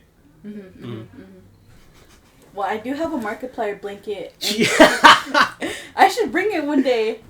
Oh, you should. Yeah, and I'll let you cuddle with it, because 'tis the season to bundle up. We're not those temperatures just yet, but we're getting there. I am. It's because I turned the AC on, even if, like... I turned the AC on in my room, even because it's blazing hot outside, but it's too cold in my room where I'm literally bundled up, like I'm freezing. Like, I literally, like, get sore throats in the summer because of how cold my AC is. That's fucking weird. Yeah. I would do the same thing, but this one right here costs, like... If I leave it on for so long, it costs a lot of money. Well, I split with my mom. So. I pay for the electricity, so... Imagine having adult responsibilities and adult bills. I mean, I do have adult bills, but I feel like, I don't know, I'm like more immature. I feel like you could be immature and still be an adult. As long as you're responsible. I feel like I'm only an adult because of my age. Like, that's it. I mean, yeah. I feel like I don't really act as mature as I'm supposed to. And I mean, we aren't. Look what we're doing right now. You're right. We're in a dark room. Telling scary stories. And I'm sweating because it's hot in here. I know. Dude, I like this room a lot, only because it gets super cold during the winter. But it's like, during the fall and spring, the room just can't gauge itself on what temperature it wants to be. Yeah. Like, it could be cold, and it'll be kind of toasty in here. Just weird. Yeah. I apologize. No. It's fine. We're just sorry, Mom, if you listen to this. Or even if I'll leave it in, I don't know. Shout out to my coworkers, Austin and Jared, if y'all are actually going to listen to this. Fuck you. I'm kidding. What? That is so mean. You know why? Why? because like they don't take care of your patients. Like they don't just like let you go home. Well, they have. They don't just go like, hey, we got this from here. You can just go home. Well, I mean, I would like to get paid. You know?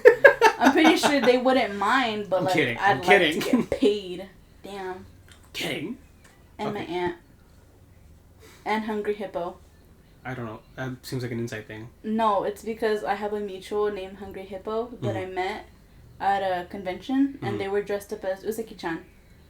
And I had posted it on my story that today we were gonna record the first episode. And if they want to support us, they can follow. She's like the only one that followed.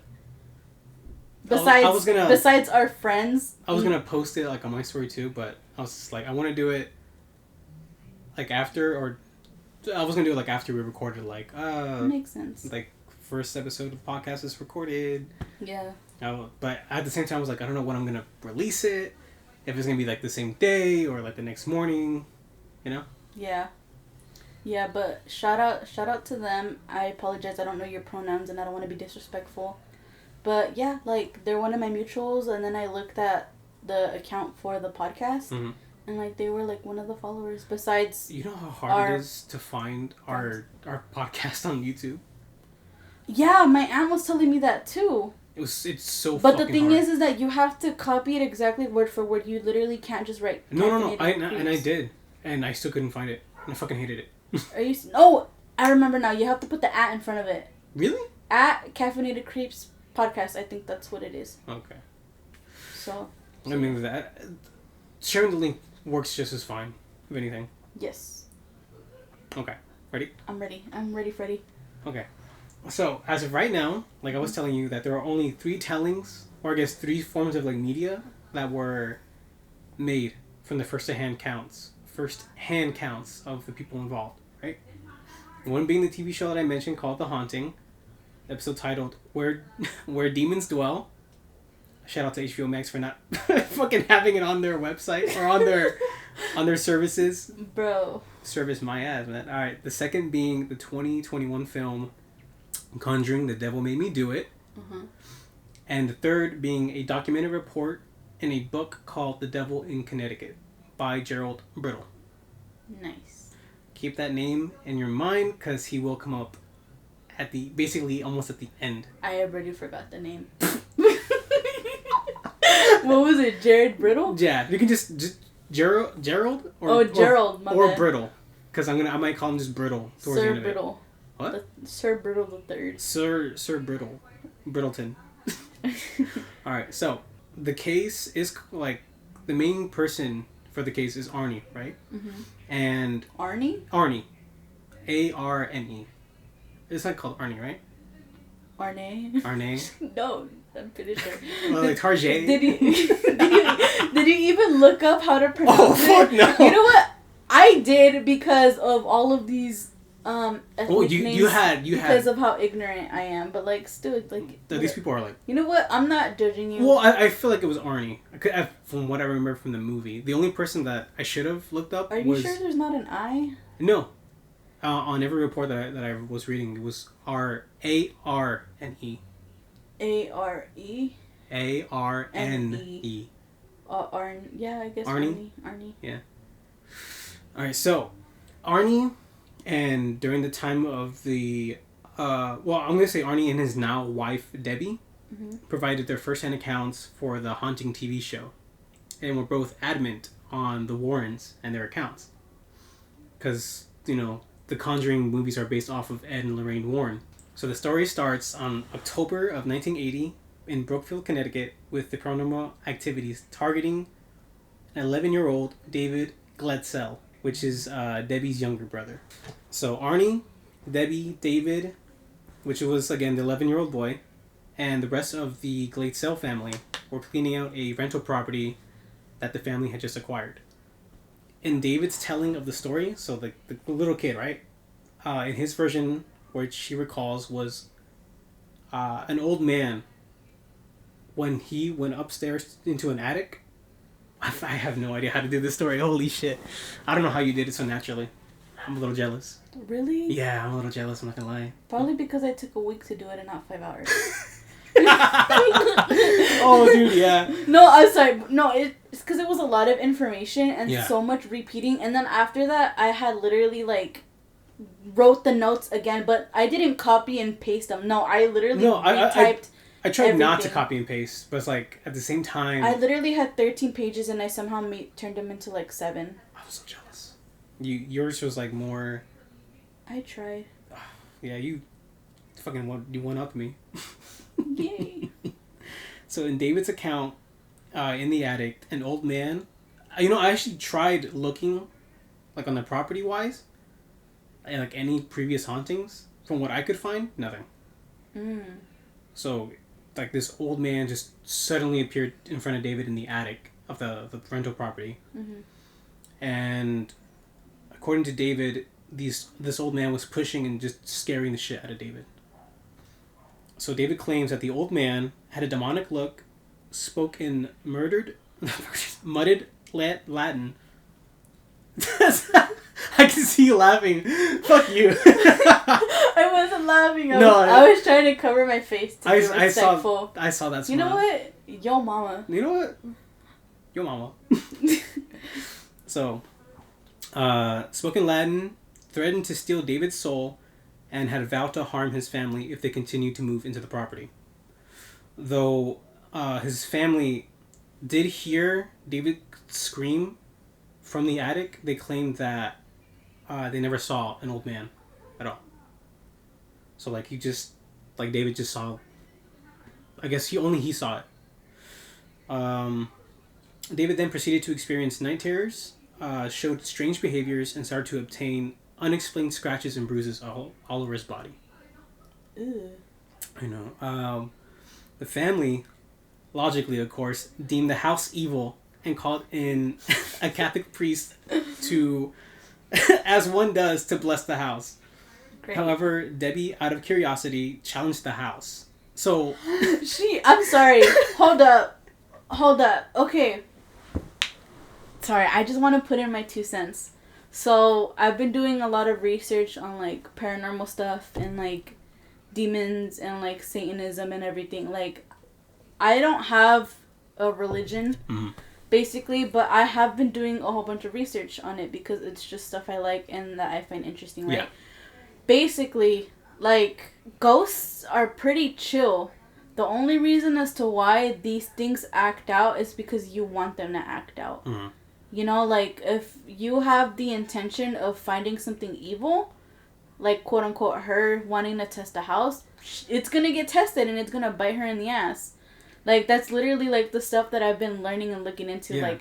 Like, it's just... But, like, the thing is that, to Debbie, she thought that the house itself was haunted, not, like, one entity or multiple entities, haunting the location. So that's why she challenged the house, unknowingly challenging multiple spirits at the same time. So the challenge was that she wanted to know, she spoke to the house basically saying, do you want us to stay in the house or to not be in the house? And then at that point, the demon would make itself known, basically, at that point. So she had asked it a question? Yeah, so she had basically asked it a question, inviting it in. She had opened a conversation. Yeah. So okay. she fucked up. She fucked up royally. I don't know. Yeah. Okay, so yeah. David's terrors grew worse as the days went on. Poor David. So they got so bad that they were occurring during the daytime. What? Yeah. During the sunlight? Yeah, so those night terrors just turned into day terrors at that point. Day terrors? Yeah, so 12 days had passed since the original incident, right? Mm-hmm.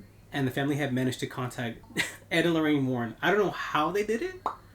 Were they, like, on speed dial? Yeah, you know, as I was doing the research, I'm like, how the fuck... Did they just go through, like, the priest again? Who are you gonna call? Ghostbusters. No, it was Ed and Lorraine Warren. Hey, but they're kind of Ghostbusters. No, I mean, yeah, but I mean, how the fuck do you just... like, they can't just, like, Google their fucking names. This was in the 80s.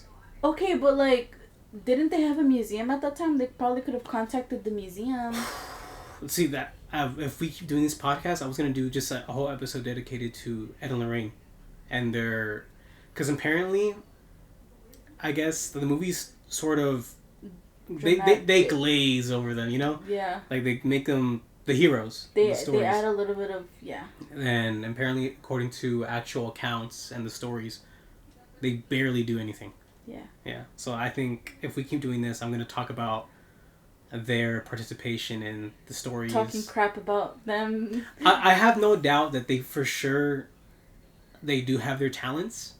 And maybe they did help. But at the same time, I think because as their popularity grew, I think they just kind of half-assed some cases and then just left. Just because they were the Warrens, you know? Yeah. Okay, so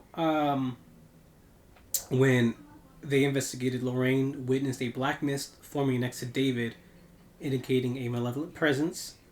Debbie and her mother had claimed that David was being choked, beaten by an invisible hand that would leave red marks all over his neck. David had started to growl, hiss, speak in other worldly tongues, and as well as being able to, and like I'm a little jealous of this, recite passages from the Bible or Paradise Lost.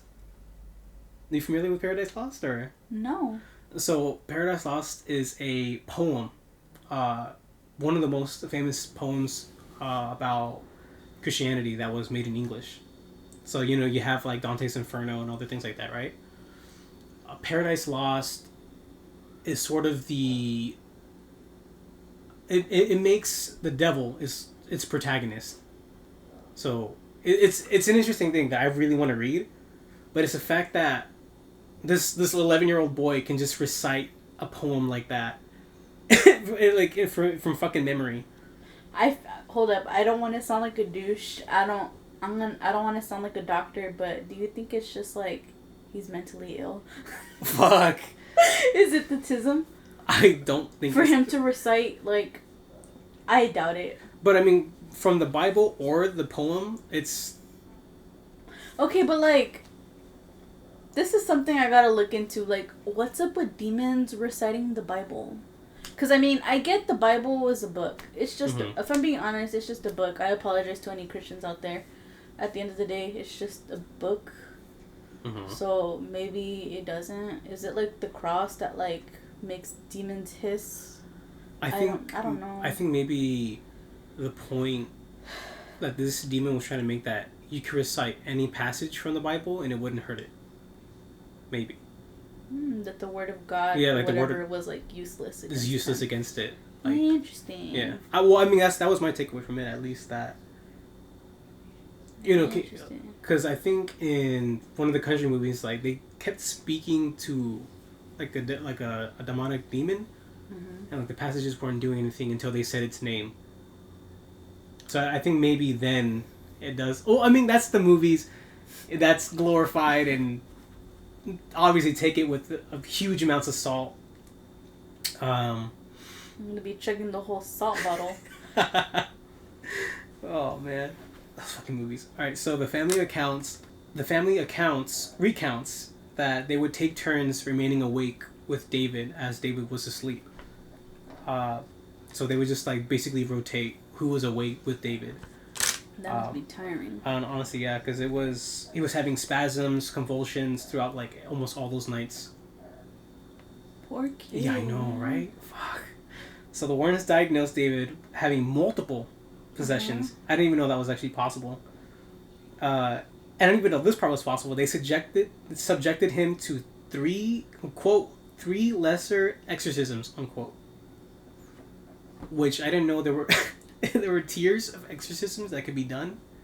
I did not know that either. Yeah, like, I guess depending on how bad it is, but if she already claimed multiple, wouldn't they would have to be grander, not lesser?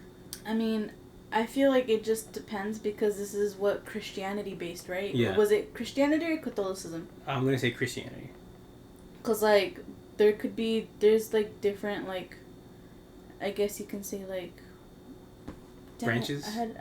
Yeah. But like there's different denominations, like, like Jewish people have like participated in exorcisms, as well as mainly Catholics and like Christians or whatever. So I don't even think I've ever heard of like a lesser exorcism. No, like an exorcism, but like involving like Muslim people. I've never heard of that. No, I mean, I'm gonna look into that. I'm sure they would have some stories on it for sure. Or like Buddhists or whatever, unless they're like not as crazy. I mean, I don't know if you ever seen like some, like videos of, like Middle Eastern people going through like abandoned places, like if they encounter spirits, according to them, they would recite. They would recite, but they would have to like yell it. Yeah, they would recite the Quran. I've seen a couple videos like that. I don't know. I guess I've never heard of an exorcism overseas like that.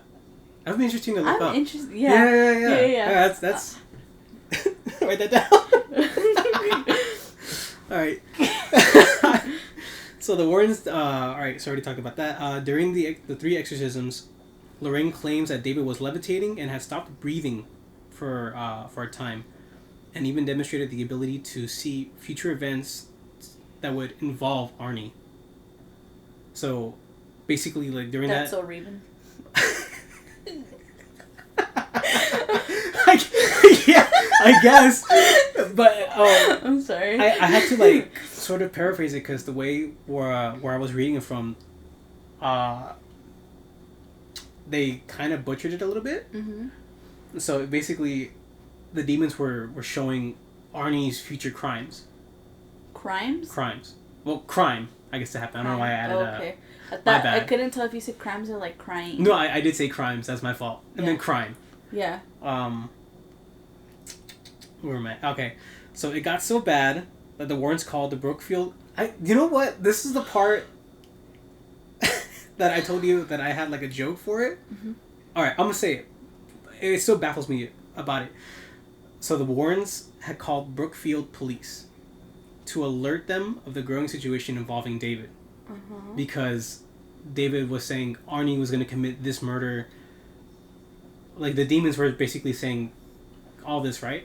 And it looked like it was getting violent. So they called the police, just informing them of the growing threat.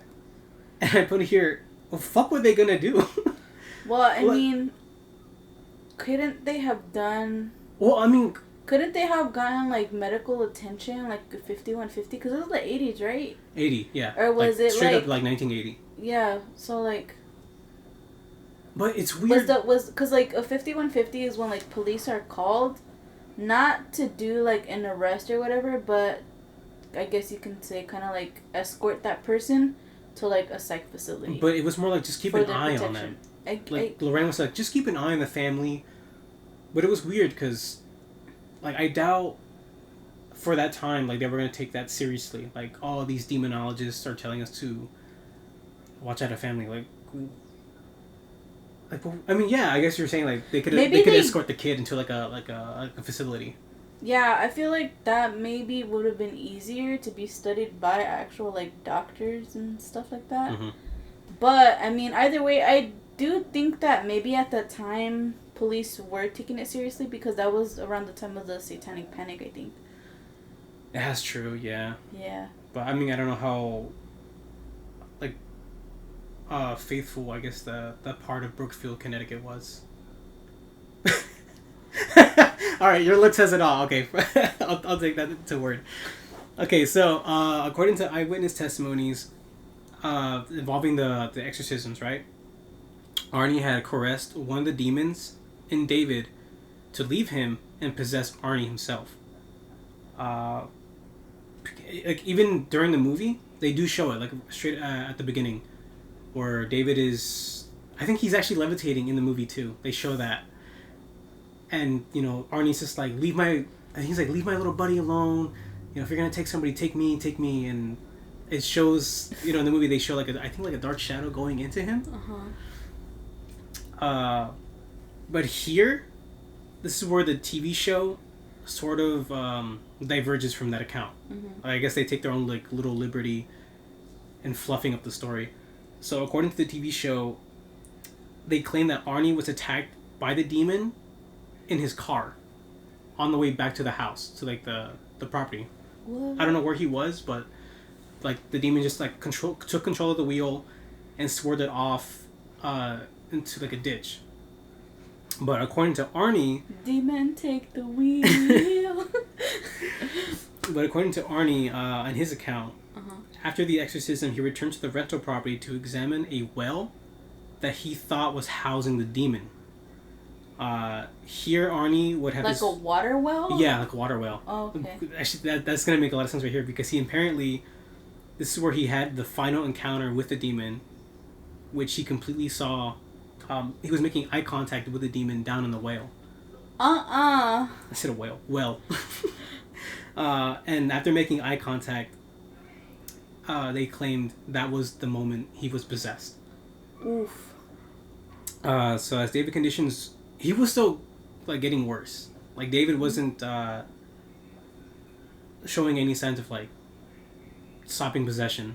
Like, even after one left David, it was still going bad. So as David's conditions grew worse, Debbie and Arnie decided to move out and rent an apartment near Debbie's place of work. After this, Arnie started to show the same signs of possession as David in the early stages. And at this point, Debbie was fearing that Arnie was now being possessed as well. So according to Debbie, Arnie would enter a trance-like state in which he would growl, hallucinate, and would... Basically, Arnie would not recall, like, hallucinating. He would just black out. And then when he would come back to it, he just wouldn't recall, like, any of it. Just completely, like, loss of memory. So on February 16th, 1981... Arnie had called off of work to join Debbie, his sister Wanda, and Debbie's 9-year-old niece Mary to the local kennel where Debbie works. Debbie's landlord and employer at the time, Bono, like I kept typing it as Bono, but that's completely wrong. It's Bono, so Bono, right? Am I saying that right? That's such a unique name. Yeah, it's weird. It's a weird ass name. It's better than Blade. No, I feel like Bono's the name for, like, a puppy. I feel like Bono's a name for, like, a really cheap... Blaine is the name of, like, somebody from Twilight. I'm picturing, like, Bono as, like, a really cheap porn star. I just think of Barnaby from Welcome Home. I've never And he's a dog. Alright, so, so Bono is the landlord of their apartment and also the employer of the kennel. Wait, so she works for her landlord, basically? Yeah, basically. That's pretty lit. You're gonna regret saying that in a second. Never mind. So, with everybody there, Bono takes the group out to a local bar and drinks... Well, they go there to eat and to drink. But I doubt anybody ate. Because apparently, after lunch... Debbie had took like everybody, like the girls, out for pizza instead, but rushed back to the kennel because she knew that Bono was going to be, like, highly upset for leaving.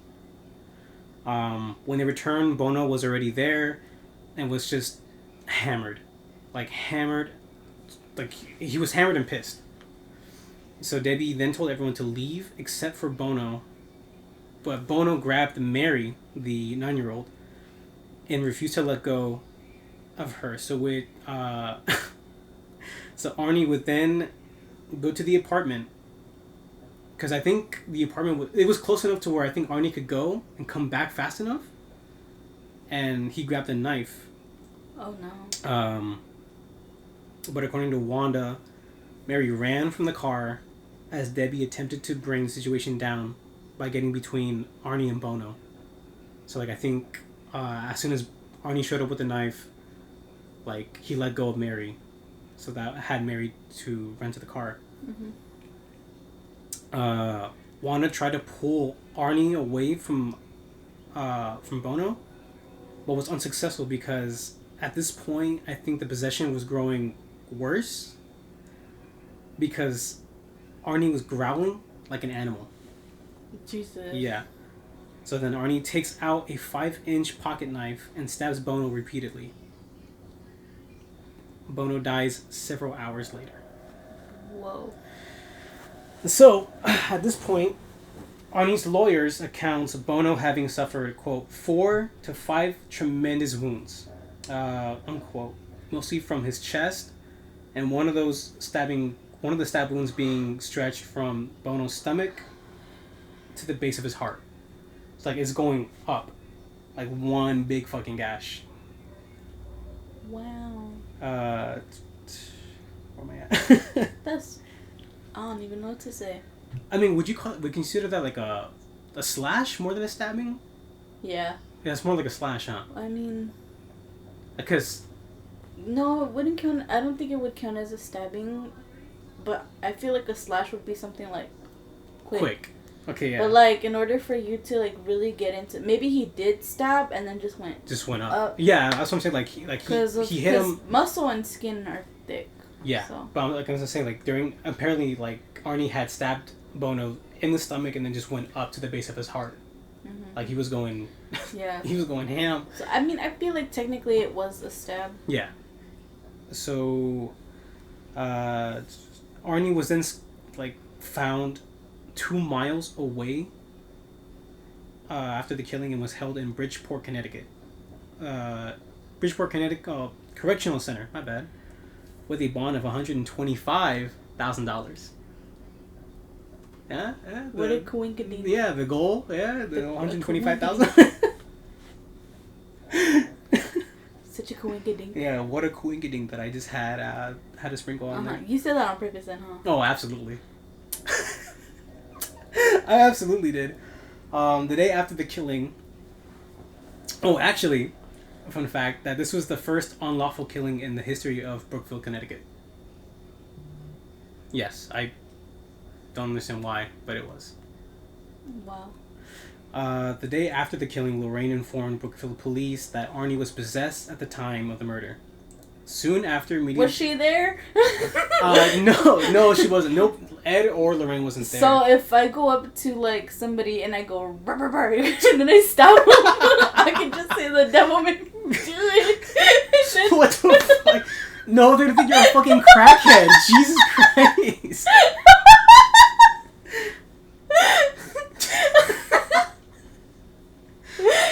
I'll have you be like, no, the devil made them do it.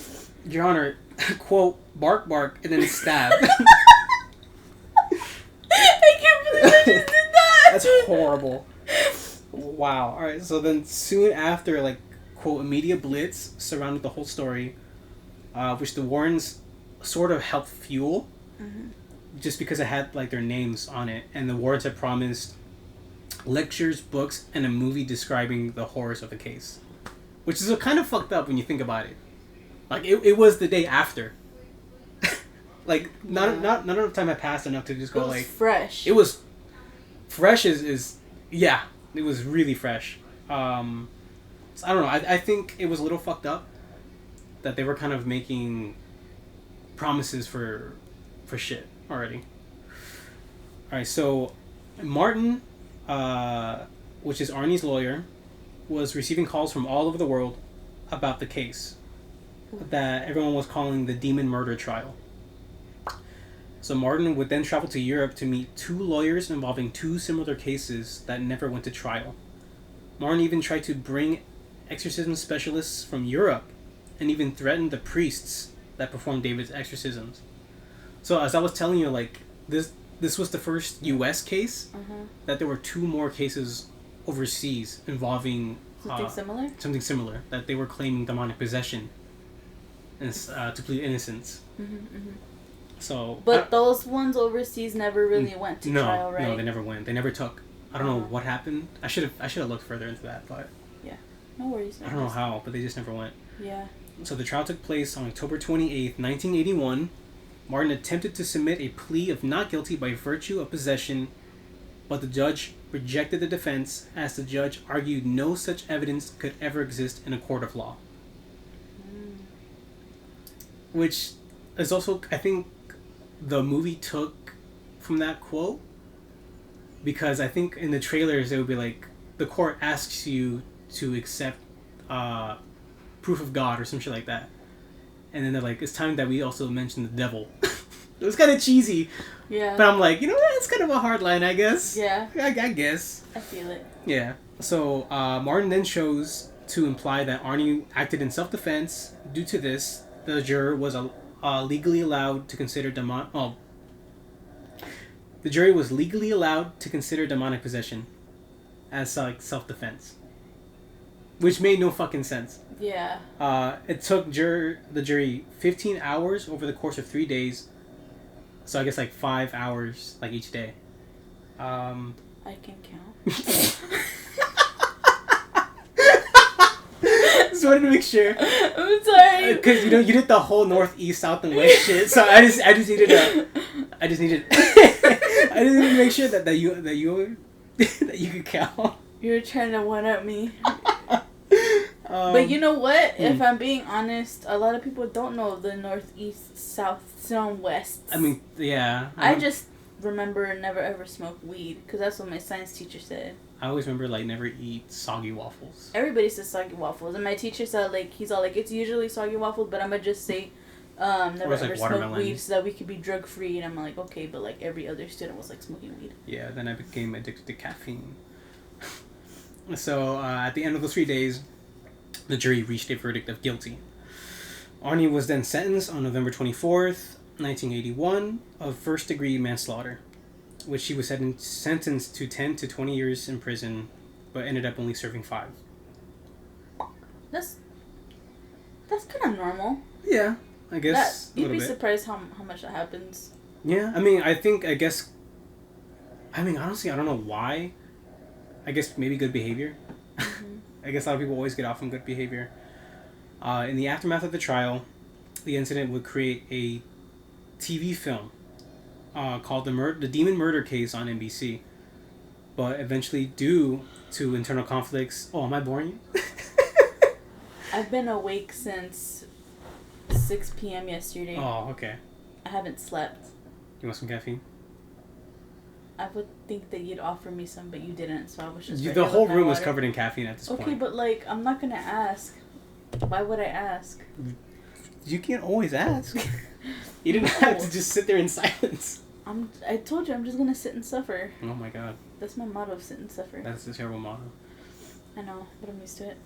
Alright, but eventually, due to internal conflicts, like the whole show, the film was just scrapped.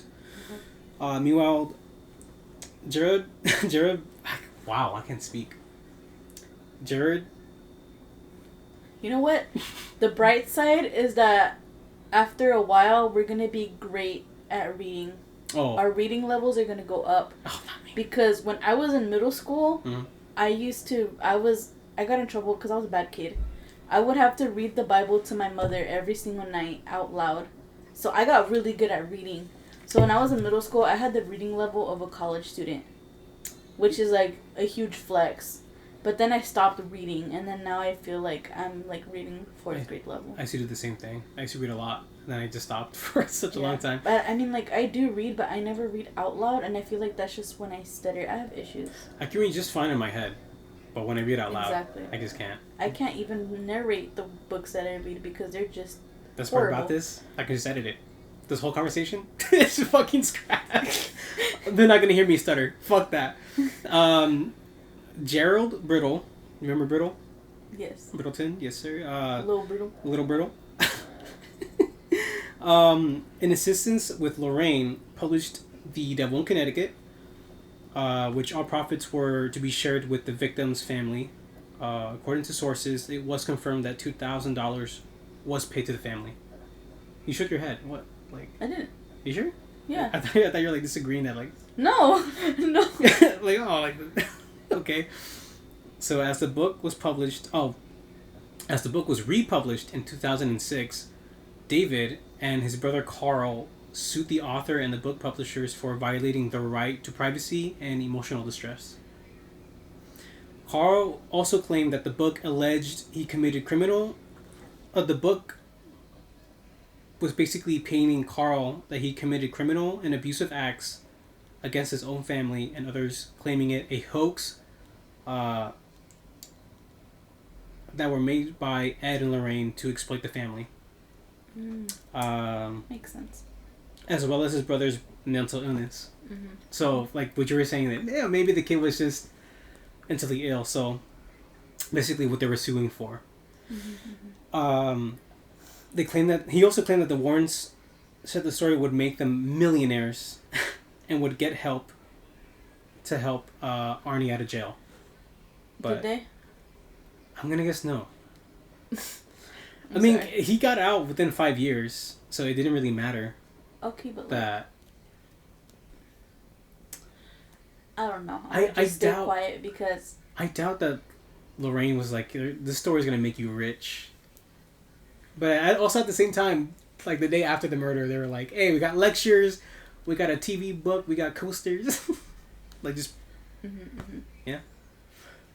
Meanwhile, according to Carl, the publicity caused by his family's story forced him to drop out of school, made him lose friends and future business opportunities. In 2007, Carl wrote a book called Alone Through the Valley, which tells his story through his eyes. Interesting. Yeah.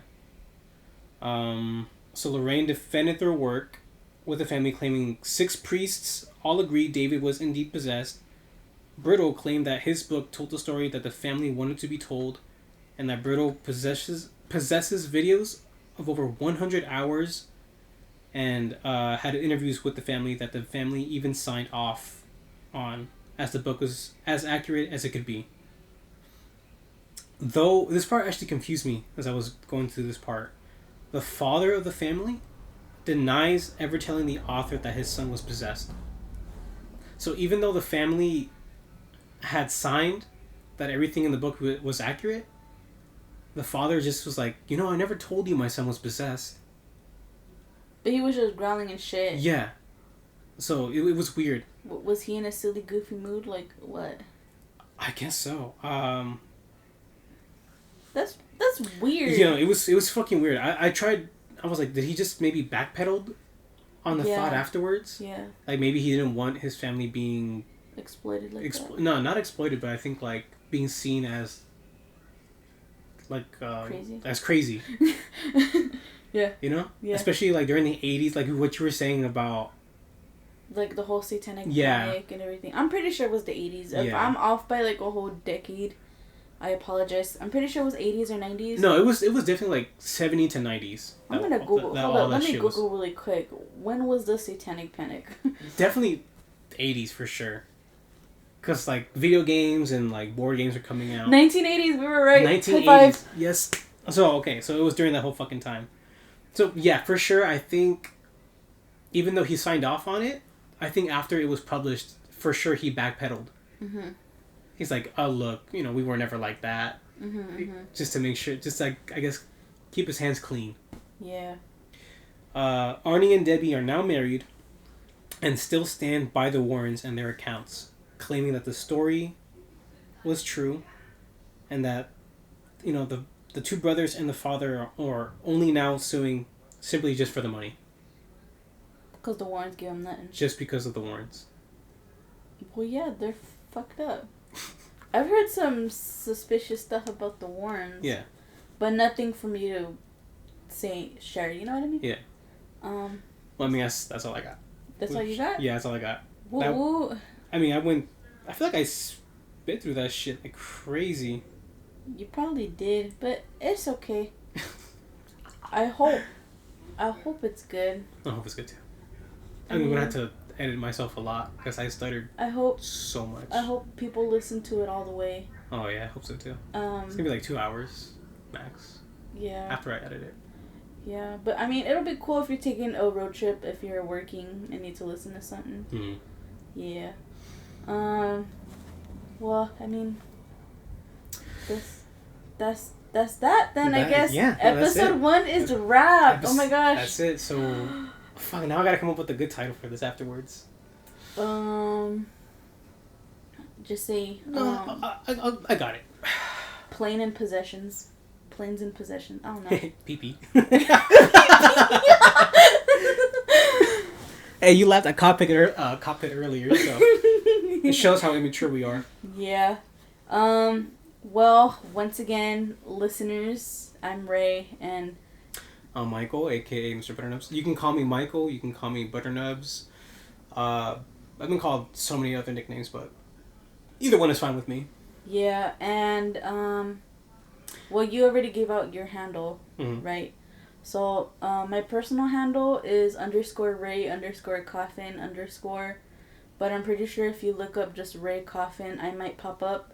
The profile picture is of Mr. Kitty. If you know the back rooms, you'll know. Mr. Kitty in his room. It's just like a black figure in like a really pretty pink room sipping tea. Because I thought it was appropriate for the podcast. And I was like, why not? And for the socials for the podcast, for YouTube, it's kind of hard to look for, but you have to put the @ and then you just search up Caffeinated Creeps Podcast. And then you'll find it on YouTube. And then for our Instagram, it's also Caffeinated Creeps Podcast. And our email is also Caffeinated Creeps Podcast.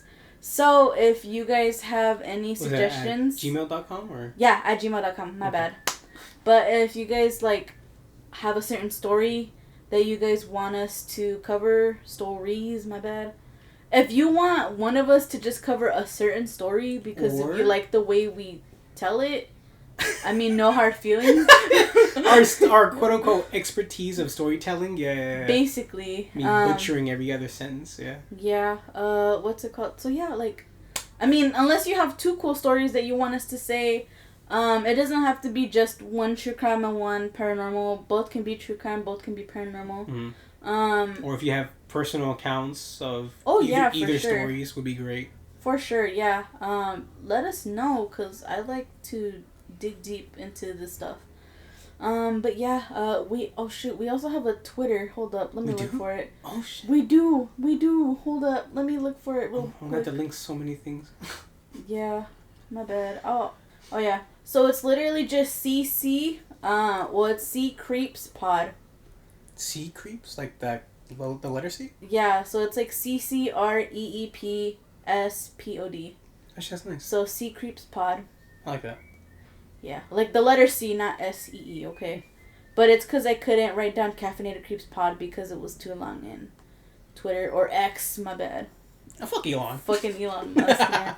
Whatever, I'm still gonna call it Twitter. Everyone calls it Twitter. Yeah, I'm still trying to figure out what background image we can use, so it's just the profile picture. I mean, we can always get, like, somebody to draw something for us. Yeah. Oh my gosh, if you happen to be an artist... Please let us know. We would love to commission something if you happen to be an artist. I mean, shoot. You know, like, I don't know. We need help. We're only like 1 episode in and we're asking for so much. Thank you to everybody so much who was watching and or listening afterwards. Either if it's Apple Podcasting, Spotify, wherever you guys are going to watch it. Means a lot to us, truly. Hopefully we can get this little podcast off the ground and make it a career out of it. You know, maybe live shows of one day, even going to haunted locations and hell yeah, filming the podcast there and then doing like a little ghost hunting there at the same time. Oh my god, that'd be so huge. That'd be so cool. I know. But until then, this is Michael, aka Mrbutternubs, clicking out. And Ray Coffin. All right. And we'll see you guys in the next one. Bye-bye. Bye. That was rough. That was rough. That was rough. But I'm glad we got it over with. Oh, fuck yeah. High five. We did it.